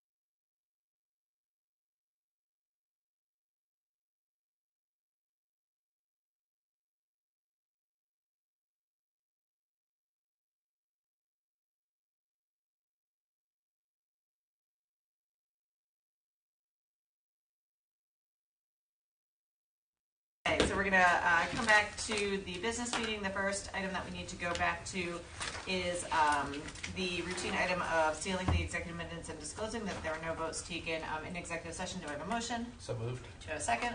Second. Somebody write that down. Got it, Jen? Yep. Okay, all those in favor? Aye. Okay.